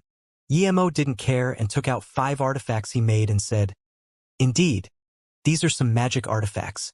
Each can defend primary stage yellow stage warriors' full-powered attacks 3 times. Oh! The goatee was quite surprised to hear Emo speak about such a defensive artifact and took it over for perusal. Then he said, If it really is so, it could be sold for a lot in the mortal world, but it can't be sold for much here. If you agree, I can try it. If it's real, then I can buy it, but the price won't be over 1 million. Emo knew this goatee was right. This wasn't worth much in the hidden sex indeed. 1 million was decent. If he took it to the outside world, perhaps each would be worth 10 million. Although this price was so much higher than before, Emo still felt there was no need to sell it again. Because last time, although he sold them for 200k each, that money was enough for him to use. Now, although he could sell for 1 million wasn't even anything in this auction. In that case, he might as well leave it to sell outside. Thinking about this, Emo took the 5 magic artifacts back. The goatee didn't say anything upon seeing this. He also knew the price difference was too huge, but he felt his beard and said, If you could auction the method to make such things, I think it would be a heavenly price. Emo sneered. He wouldn't sell the method. Even if he did, the ancient martial arts cultivators here wouldn't be able to make it at all. Spirit sense was not something that could be attained through ancient martial arts. This old man was really calculative. If they could mass-produce it and then sell it outside, they could become billionaires easily. Although he was sneering, Emo calmly said, This isn't mine. I'm just helping. Then, Emo took out another vase and said, Inside is a lotus life pill. See how much it's worth? Then Emo gave the vase to the goatee. The goatee opened it and tipped out a round, extremely aromatic purple pill. It was the size of a longan. It could be seen from the appearance that this pill was not ordinary. But even the goatee had never heard of the Lotus Life pill. Yi-Mo saw the shock on the goatee's face and knew this goatee didn't know about the Lotus Life pill. As such, he said, "This Lotus Life pill is made from the 1,000-year snow lotus seed with 81 other precious herbs. Although it can't save the dead, it could cure any injury as long as there's still a last breath left in the body." Yi-Mo abused the goatee for not knowing about the pill. Yi-Mo increased the materials used to make the pill by more than 10 times. He only used 5 to 6 herbs to make this pill, but he said it was 81. Plus, the 1,000-year snow lotus seed couldn't cure all disease. It focused on extremely heavy external and internal injury. It was also useful for cultivation errors. It was impractical to say that it could cure all disease. Many neurological disease or mental problems couldn't be cured by it. But even so, its effects were exceedingly powerful. The 1,000-year snow lotus seed can really be used in pill? You actually made it. There's such a pill master in the world now. The goatee was shocked. Even the middle-aged woman was shocked. The effects Yi-Mo said was too potent. Yi-Mo smiled and put the pill in the bottle and said, "What I said is all true. Can this pill be auctioned?" The goatee immediately replied, "Yes, it can, but you have to promise your pill is real. If it's fake." Yi-Mo sneered, of course. He knew what the goatee wanted to say. So he immediately replied, "If you don't trust me, then you can say a guest said so, and you won't be responsible." The reason Yi-Mo said that was if the goatee didn't know if the pill was real or fake and opposed its auction, then he would lose a lot. He didn't believe that with so many masters here, not one could recognize whether the pill was genuine. "Okay, we will auction your Lotus Life pill, but we will take 5% of the earnings," the goatee immediately said. "Sure." Yi-Mo immediately agreed. 5% commission was much better than all those taxes outside. "Do you have anything else?" The goatee saw that all that Yi-Mo took out was good stuff, and thus he had more expectations. Yi-Mo took out another bottle and gave it to the goatee. "Take a look at this." The goatee opened the bottle. It was another pill which was crystal clear and had a pleasant aroma. It was easily seen that it was no ordinary pill. However, the goatee felt embarrassed because he didn't know it again. He was an appraiser, but he couldn't appraise the items many times in a row. Yi-Mo looked and knew this old man was clueless again, so he had to explain. "This is a face-preserving pill. No matter who eats it, they will gain eternal youth." "What?" This time, not only the goatee was shocked, but so was that middle-aged woman. Face-preserving pill was only in the legends. Who knew if there was such a thing in the world? Seeing the goatee's hand shake, Yi-Mo quickly put the pill back in the bottle. This hillbilly, if he shook his hands too much, he might drop the pill on the ground. Half a beat later, the goatee woke up and looked at Yi-Mo. "Brother, you can't bullshit. If this is real, do you know how much implications it will cause? This will be an uproar because this pill is invaluable." The middle-aged woman also stared anxiously at Yi-Mo because she wasn't sure if Yi-Mo was being genuine. Yi-Mo smiled and said, "Of course this is real. I will be at the auction. You can sell this first and the buyer can test it on the spot. If it's fake, you can sell me out." Although he said that, Yi-Mo became wary. It seemed it was an impulsive move to sell this pill. If everyone knew he was the seller, perhaps all the masters in the world would come chasing after him. Power, as long as he had enough power, he wouldn't fear other people, but he was too weak now. Yi-Mo desperately wanted to get stronger again. If he was a foundation establishment cultivator now, who dared to oppose him? He could casually turn an entire sect to dust.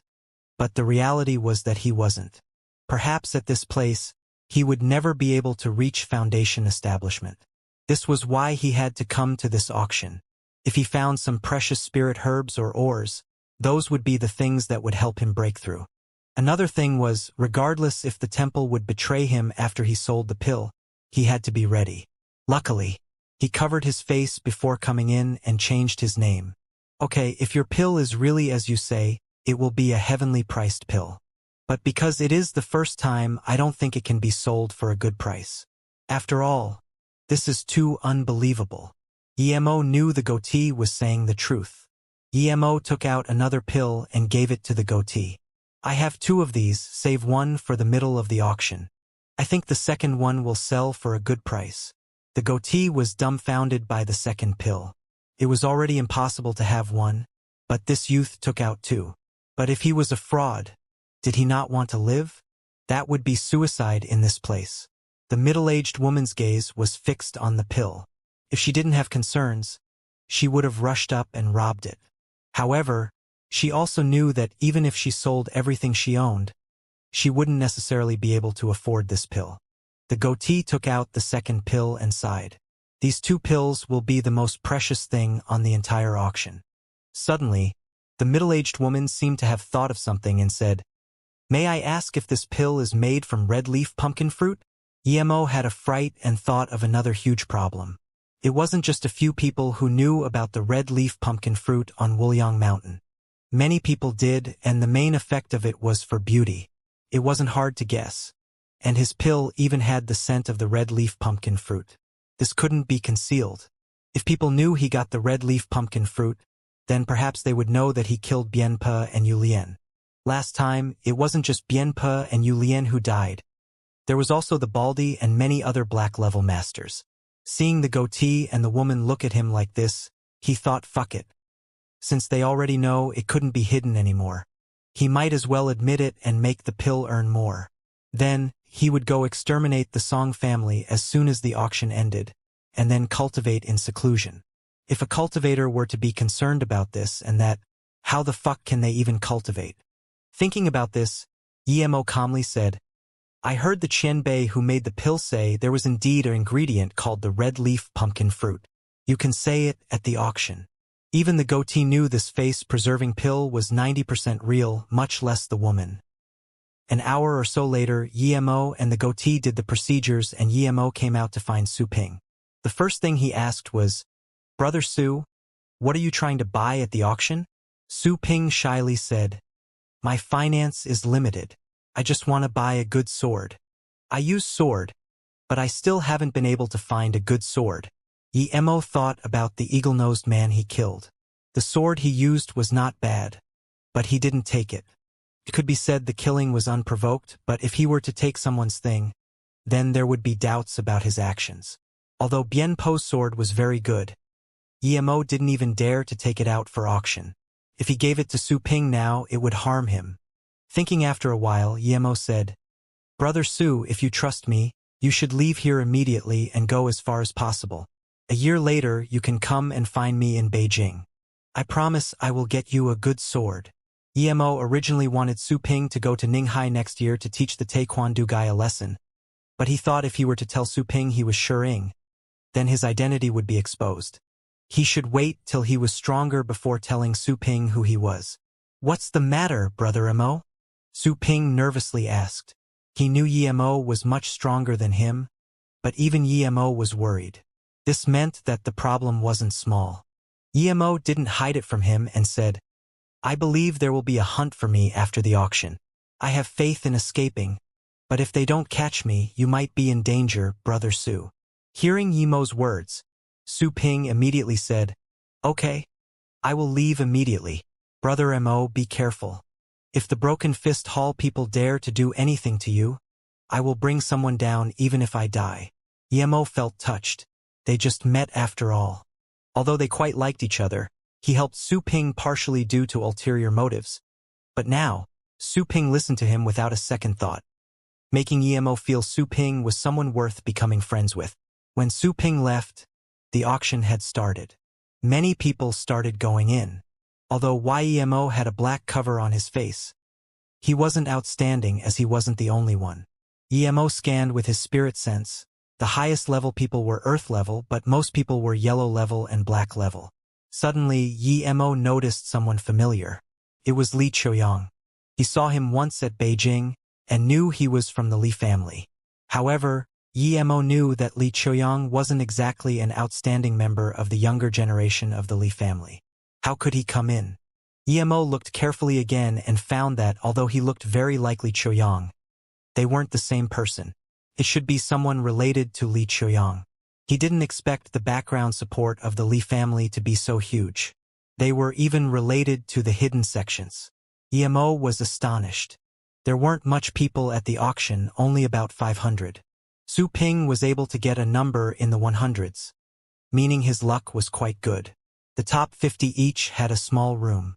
Emo was 37 and also got a room. The auctioneer was an old man in his 50s. Emo looked at this old man and knew that the latter was much stronger than all the people he had fought. The old man walked onto the stage, then he paused before saying in a loud voice, "I'm Shi Wushan. I've been invited to be the auctioneer for this hidden sect auction. Everyone knows that although we have an auction every 5 years, there are treasures coming out each time. I would like to represent the Shi Shuang Temple and the sellers to thank the many guests for coming as well as the friends from the mortal world. Okay, let's begin the auction." Emo heard the words and thought, were there people from the mortal world? What power factions were they? Even the Yi family and Song family couldn't come. Those who could be here definitely had power. Did that Li Chuyang-looking man represent the Li family? But the Li family wasn't the number one family.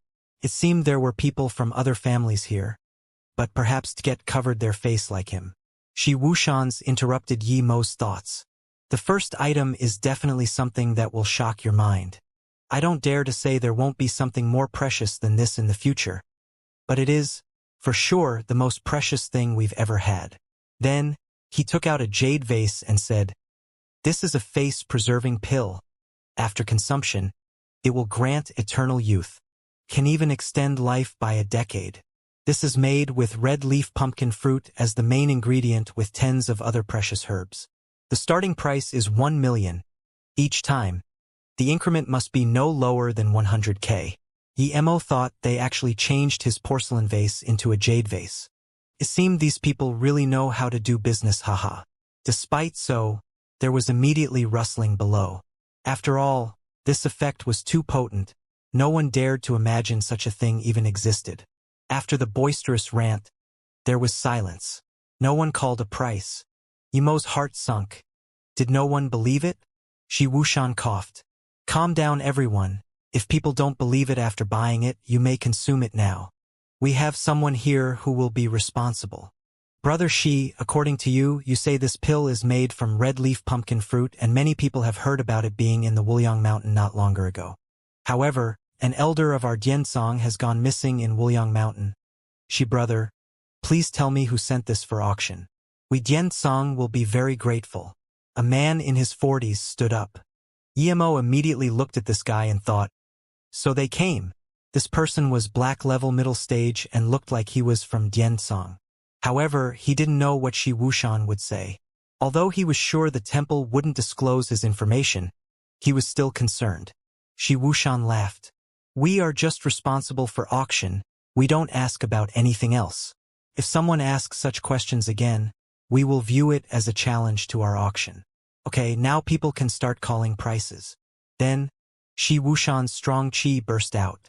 It could be seen that his power was so much stronger than that man from Diansong. That Diansong man's face was green with anger, but he eventually didn't say anything and sat down. Emo felt very satisfied. The Diansong people were so arrogant. If he was stage 5 or 6 qi gathering, perhaps he would stand up and say, "It's me, so what?" After a while, no one called a price. Emo felt annoyed. Were these people short of even 1 million? Thinking about this, he couldn't resist and raised his card. 1 million. Since these cowards didn't bid, he would bid for himself first. Although he bid a price, Emo looked down on the auctioneer old man, thinking, why was it so hard for you to get a prettier girl to do the talking? If there was a pretty lady wearing exposing clothes, then the atmosphere would go up. It was so unsatisfying having an old man. No one wanted to even bid. However, Emo forgot what this place was. It was a temple. Only he could have such a ridiculous idea. 1.1 million. One voice broke Emo's bid, making him feel relieved. He looked back and discovered that it was actually the pretty nun of the Lianhang Jin Mosque. He thought that this nun enjoyed beauty too, but he was grateful to this nun for helping him out. It seemed the rich people nowadays weren't the big commercial tycoons but monks and nuns. 1.5 million. It was another female voice. Emo didn't look again this time, but it was all women who bid. It seemed everyone loved beauty, especially women. 1.7 million. 2 million. Emo rejoiced. The price suddenly grew dramatically as more and more people were bidding, while less and less people were suspicious. Soon, the price has skyrocketed to 8 million. These hidden sect people were really rich. Although Emo didn't know how they got their money, it could be seen that a lot of people were bidding although they weren't too sure about the face-preserving pill. Emo was grateful that Shi Wuxiang didn't say they weren't responsible for the pills being genuine. After all, this pill was too absurd. If the auctioneer really said that, the price would be really hard to say. Thinking about this, suddenly, someone stood up. Mr. Shi, will the auction holder be responsible for the pill being genuine? If they do, then I will bid 50 million immediately. Emo cursed. This son of a bitch was looking for trouble. Shi Wuxiang didn't say they were responsible to avoid the question, but this guy asked, making them unable to pretend they didn't know. As soon as the person asked, Shi Wuxiang's face sunk as he hummed for a while before saying, "This pill is sent here by someone else, and this person will be completely responsible for the pill. If it's fake, we can hand over this person immediately. We won't be responsible for the pill being fake." Although Shi Wuxiang was modest with his wording, no one bid for the pill anymore, and it stopped at 9 million. Although everyone had money, this was the first item, and no one knew if it was real. Once this was bought, it would affect the auction if one were to try it on the spot. If they tried it afterwards, who knew if the seller would run away with the money? Most importantly, no one wanted to get into conflict with the auction holder. Otherwise, they wouldn't let them in on the next auction. Emo was annoyed. This Shi Wuxiang was an idiot. He should have just said that if the buyer realized the pill was fake, then they could give immediate refund. Emo was very annoyed, but he couldn't stand up and say that. "May I ask Qian Bei Shi, if the pill I buy is fake, can I get refund?" A voice asked the words Emo wanted to say. Emo almost wanted to hug the person and kiss her. Shi Wuxiang immediately replied, "We can refund 95%. Okay, in that case, I bid 10 million. It was a woman wearing a green skirt. She had a black silk scarf covering her face, but there were still many spots to be seen on her forehead. It was obvious her face was corroded by something. Emo was very happy. However, he was soon disappointed. No one after that bid, he immediately understood why. After all, an auction that was once in 5 years was hard to come by. No one wanted to waste time on trying a pill and missing the item they want. Plus, most people weren't buying the pill for themselves. Plus, if it was fake, not only would they annoy the auction holder, but they would also become a laughingstock. Shi Wuxiang saw the woman bid and immediately said, "No. 46 bid 10 million, going once." It seemed Shi Wuxiang was also very disappointed in the price, but he didn't want to waste time on it anymore. No one else bid and Emo was very annoyed. Although he believed it wouldn't be surprising if the pill was sold at 100 million. No one was bidding. 10 million twice. 10 million third time. Gone. There wasn't even 1 second between twice and third, but Emo couldn't do anything about it. The woman stood up and wanted to speak, but Shi Wuxiang said, "Lady, you do not need to get up. We will send the pill there." The woman shook her head. "I came here for beauty pills. I will try it immediately." Shi Wuhan was dazed for a moment. He didn't think someone would try it immediately. After all, to the people who came to this auction, 10 million really wasn't anything. But soon, he reacted, "Okay, in that case, we will have someone to take you and do the transaction and pill testing." As the woman left, the auction place returned to being calm as though nothing happened before.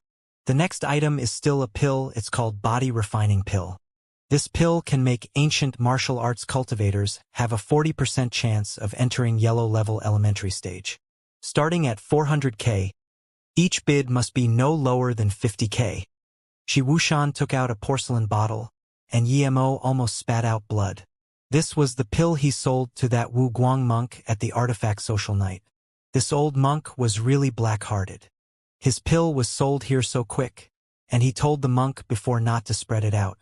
Almost immediately, The price had risen to 6 million, almost reaching his face-preserving pill. Emo was extremely depressed and didn't want to watch. He knew that although there were a lot of masters in the hidden sects, there were very little people who could really enter yellow level. Eventually, this pill was bought by a man for 6.5 million. Emo knew that this body-refining pill wasn't even worth 1/10,000th of the price of the face-preserving pill, but it was almost sold for the same. Shi Wuxian was obviously happy with the price. Then, he took another ore from the plate beside him and said, "This is an ore that contains an unknown energy. So far, no one knows how to utilize the energy inside. The starting price is 100k. Each bid must be no less than 10k higher." When Emo saw this, he immediately knew it was the right decision to come. This was an essence chi stone. In the cultivation realm, those relatively poor cultivators used essence chi stones to cultivate because it was too hard to get spirit stones.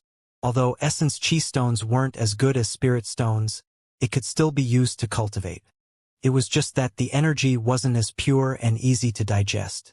100k. Emo didn't expect someone to bid before him. He waited a while and no one else bidded. It seemed not much people liked it. 110k. Emo was determined to buy this stone. With this, although he couldn't reach stage 4, it was enough for him to reach the peak of stage 3. 150k. The other person bid again. His voice was louder and sharper than before. 160k. Emo followed without hesitation. 300k. It seemed the other bidder was angry. His tone was also more threatening. He was angry, but Emo was angrier. He looked at this person who fought with him and discovered it was actually an Earth-level master. He couldn't tell the person's age, but his face was really bleak. It was obvious that he wasn't to be messed with easily, but Emo didn't care. Other than a cultivator like him, no one else could utilize it. 310k. Emo added. This bleak-faced man suddenly sneered. 500k. I, Lone Wolf, will take this ore. Emo added by 10k each time, making him think Emo wanted to annoy him. Emo heard this guy's tone and thought, how dare he be like that? I should be the one angry. Threaten me? In your dreams. But he still called out calmly. I bid 510k. I will have this ore. It seems you want to start shit with me, friend. The man glared ravenously at Emo. If glances could kill, Emo would have long been died.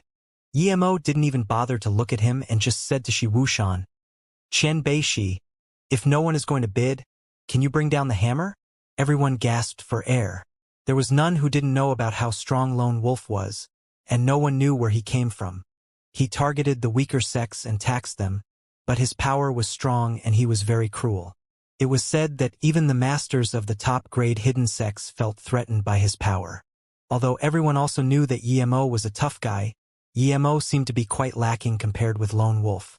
This guy annoyed Lone Wolf for a useless piece of rock. He was really naive. The difference between Black and Earth level wasn't just a single bit or two. Those who ascended to Earth level was the pinnacle of power in the hidden sections. Emo could easily kill Black level masters, but in front of an Earth level master, he might not even be able to escape. Shi Wuxian also complimented Emo for his balls. But he still followed on with Emo's words. 510k first time. Although Lone Wolf was strong, he wasn't afraid of him. Plus, he represented the auction holding side. 2 million. Lone Wolf seemed to be really angry now. Emo still slowly said, 2.01 million. If it was an ordinary thing, he would give it to this guy, but this was Essence Chi Stone. He wouldn't give it away no matter what.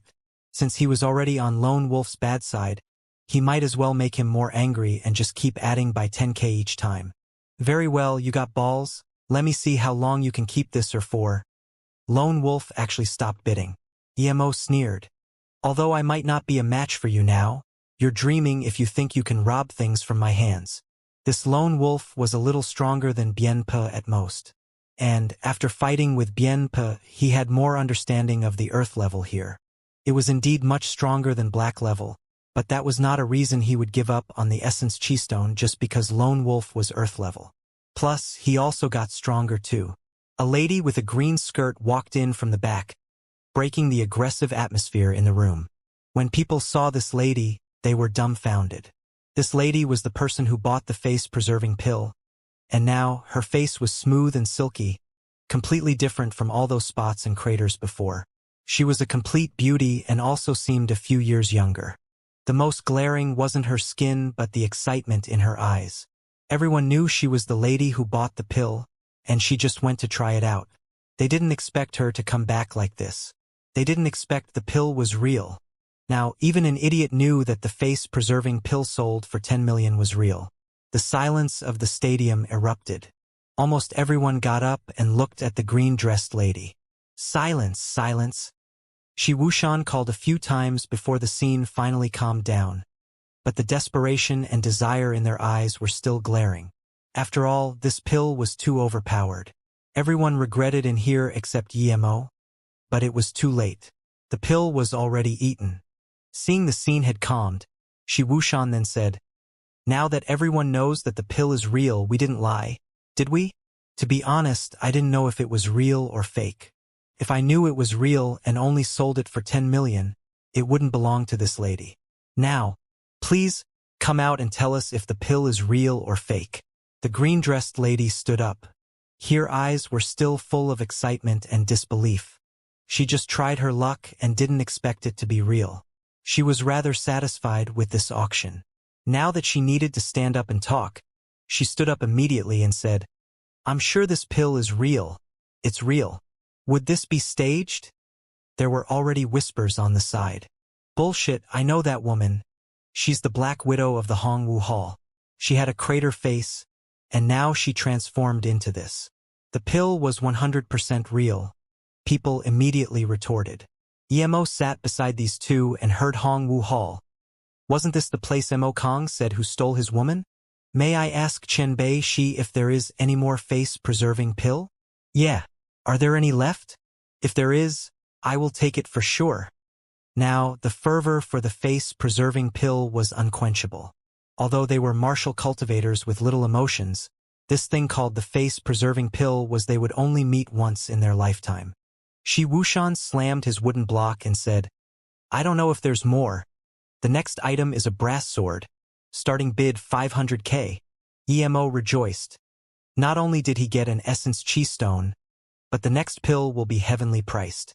As for those swords and double-edged swords, Emo couldn't even be bothered to bid. Once he reached stage 4 chi gathering, which was also the beginning of middle stage of chi gathering, he could forge one himself and give another one to Su Ping. Although the weapons here were not bad, it was at most the same grade as Bien Po's sword. There were 20 more times auctioned, but none of which piqued Yemo's interest. What made Yemo feel strange was that there were even phones for auction here. However, it was special made, strong signal reception, water resistant, etc. The next one to be sold is a pill. It is called Lotus Life Pill. It is said that as long as you have one last breath left, or even if your wrong cultivation method backfires, this can save your life. What I need to tell everyone is that this pill is made from the 1,000-year lotus seed. Main thing is, it is made by the same person who made the face-preserving pill. The starting bid is 3 million. Each bid must increase by no lower than 100k. Then, Shi Wuxian raised another jade bottle. The news of the pill being concocted by the same person who made the face-preserving pill was enough for its price to multiply, much less its overpowered effects. 4 million. The first person immediately rose the price by 1 million. 5 million. 10 million. Emo didn't expect the Lotus Life pill to be so heavily contested, breaking into 10 million almost immediately, and the price was still rising. 100 million. The bomb hell dropped and the scene sunk into silence. Although this life could save one's life, 100 million was quite expensive. The bidding man stood up and said, 10 years ago, I, Miao Quan, got internal injuries and haven't been able to improve since. I've been stuck at Earth-level middle stage for 40 years. If I can't treat my wound, I will only have 1 year left to live. That's why I bid 100 million. I also know that if this pill really had such an effect, 100 million is far from enough, but I don't have more money. I would like to thank the friends who didn't contest this pill with me. Although many more people wanted to bid, it was too dumb to have enmity with an Earth-level middle stage master. Plus, this master only had 1 year to live. If he was pissed and went on a rampage, it wasn't worth it. Shi Wuxian's face wasn't good. He knew that Miao Quan's story was legitimate, but it wasn't too fair on the auctioning side. However, since it was sold for 100 million, he couldn't really say much. After all, Miao Quan was one of the few masters here. He had to give him some face. Emo saw this Miao Quan was in the number 9 room and immediately knew he was very strong. However, he was very satisfied his pill was sold for 100 million. Miao Quan took the pill and immediately consumed it in his room. It seemed like he was going to test it immediately. Shi Wuxian glanced at Miao Quan but didn't say anything and continued. The next one is a herb, blue carrot. The starting bid is 10 million. Each increment must be no lower than 1 mil. Emo dazed. What herb was this expensive? He had never heard of the blue carrot. However, Shi Wuxian didn't even introduce the properties of this herb. This old man really wasn't suited to be holding an auction. He really didn't know what the auction holder was thinking. However, to Yemo's surprise, no one even asked about what it was. People immediately started to bid. It seemed everyone at the scene knew what this thing was. Emo was probably the only one here who didn't know. He scanned his spirit sense carefully. Then his face drastically changed. This wasn't some blue carrot, but instead it was a blue flower, blue-leafed grass. This herb was full of precious things. Even if it wasn't made into a pill, its flower was hugely beneficial to cultivators below stage 5 Qi gathering. Once it matured, not only could its leaves and branches be used in pills, its flower was also one of the main ingredients to make the foundation establishment pill. However, a mature one was very rare. The one here was obviously not mature, but if he kept growing it, who knows? More importantly, the flower and leaf of this herb could provide him with the spirit power to cultivate. It was impossible for him to reach foundation establishment through that, but it gave Emo more hope. Emo's eyes shone out with light. He would take it even if he had to rob it. There was such a thing on Earth? However, he only had 100 million or so it was very hard for him to buy this just with that much money. There was still a face-preserving pill not sold. Would he be able to get extra money from it? Thinking about this, Emo finally knew why Shi Wuxian didn't introduce the properties of the blue-flowered, blue-leafed grass. It was hugely useful to even Dao cultivators, much less ancient martial arts cultivators. I heard the blue carrot is very useful for ascending to Earth level. There are 3 flowers here. I wonder how useful it would be? Someone said. Soon, another person said. The last time this appeared, it was more than 50 years ago. I heard there was 5 flowers, but it was eventually bought by an Earth-level tertiary stage master, but he still didn't progress. Could be seen that although it's famous, it's just so-so in terms of effects. Emo was very shocked. 5 blue-flowered, blue-leafed grass was very near maturity. A fully matured one had 7 flowers.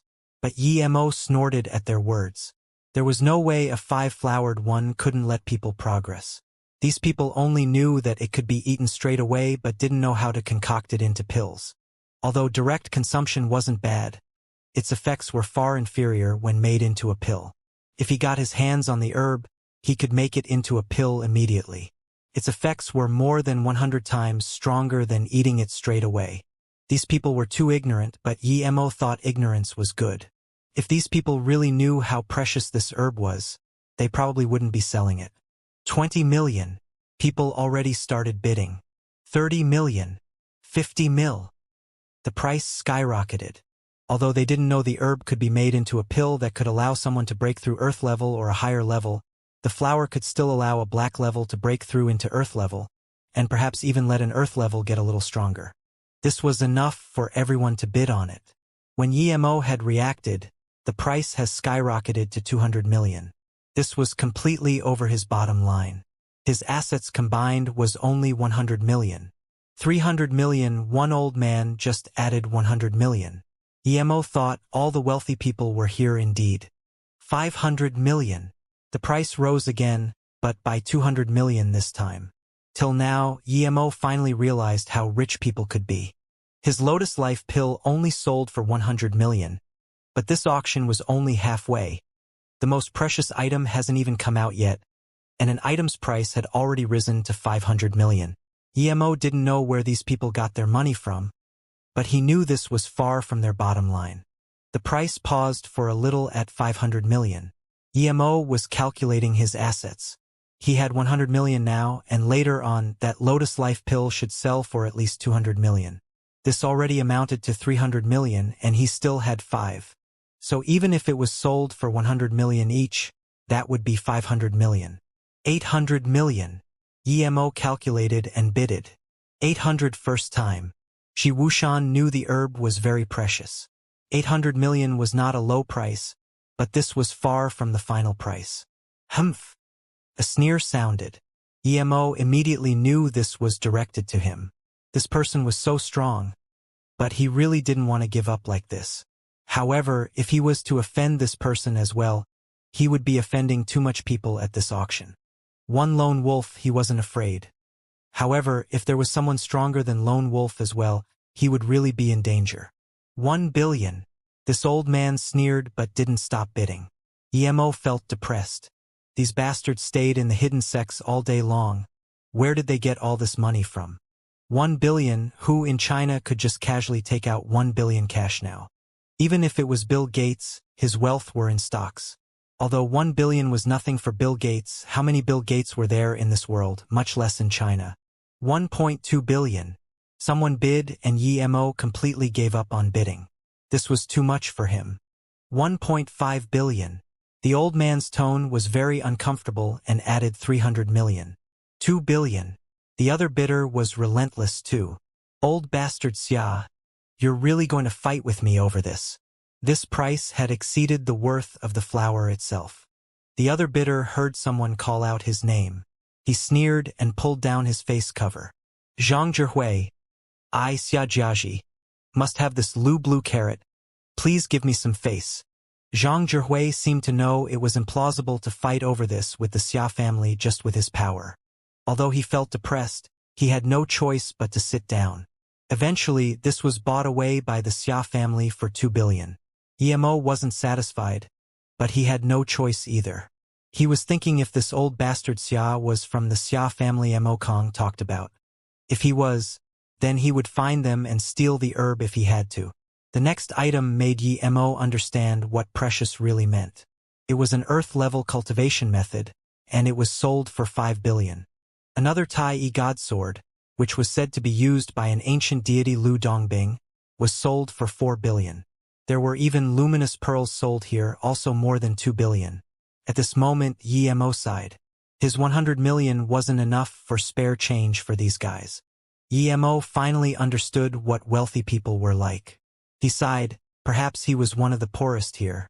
Even those few nuns were richer than him.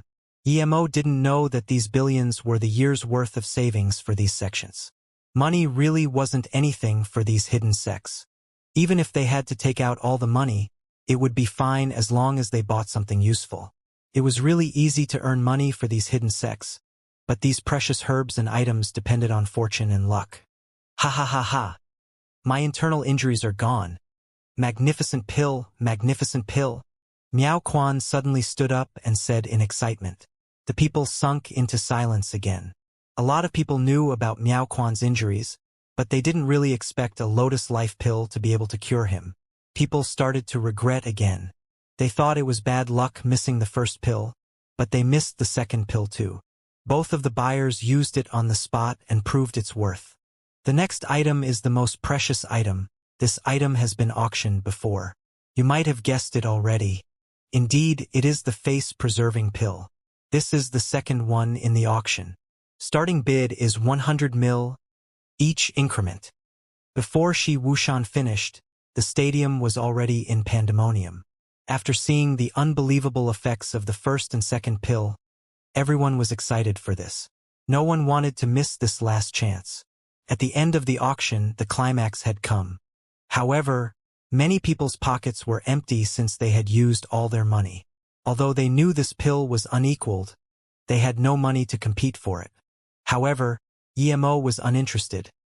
Even if this pill was sold for a heavenly price, he didn't care that much. He didn't want money, but the blue-flowered blue-leafed grass. 200 million. The first to bid was that old bastard Xia. Hearing him bid, Yemo had an idea and stood up immediately. Everyone saw Yemo stand up and was confused. Yemo walked out of his room and wanted to go in, but people stopped Yemo immediately. Sir, you are not allowed inside during the auction. You may go out if you want. Let him come in.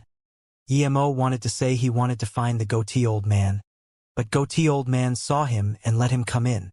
When Yemo walked in, the goatee tipped some tea for Yemo with a face full of smile and said very politely, Mr. Mo, please have some tea. Yemo knew why goatee was so polite to him. He probably was interested in his pills. The goatee wasn't in a rush, but Yemo was. He didn't have time to waste with him and said straightforwardly, Mr. Huang, I want to auction my face-preserving pill myself. Tell me your conditions. Yemo thought at most he would take out another pill. However, the goatee calmly said, Mr. Mo came for the blue carrot. Yemo knew this goatee must have been observing him this whole time, so Yemo was straightforward. Indeed, I came for it. Tell me if that's possible. I still have large amounts of pill we can deal. If you don't allow it, never mind.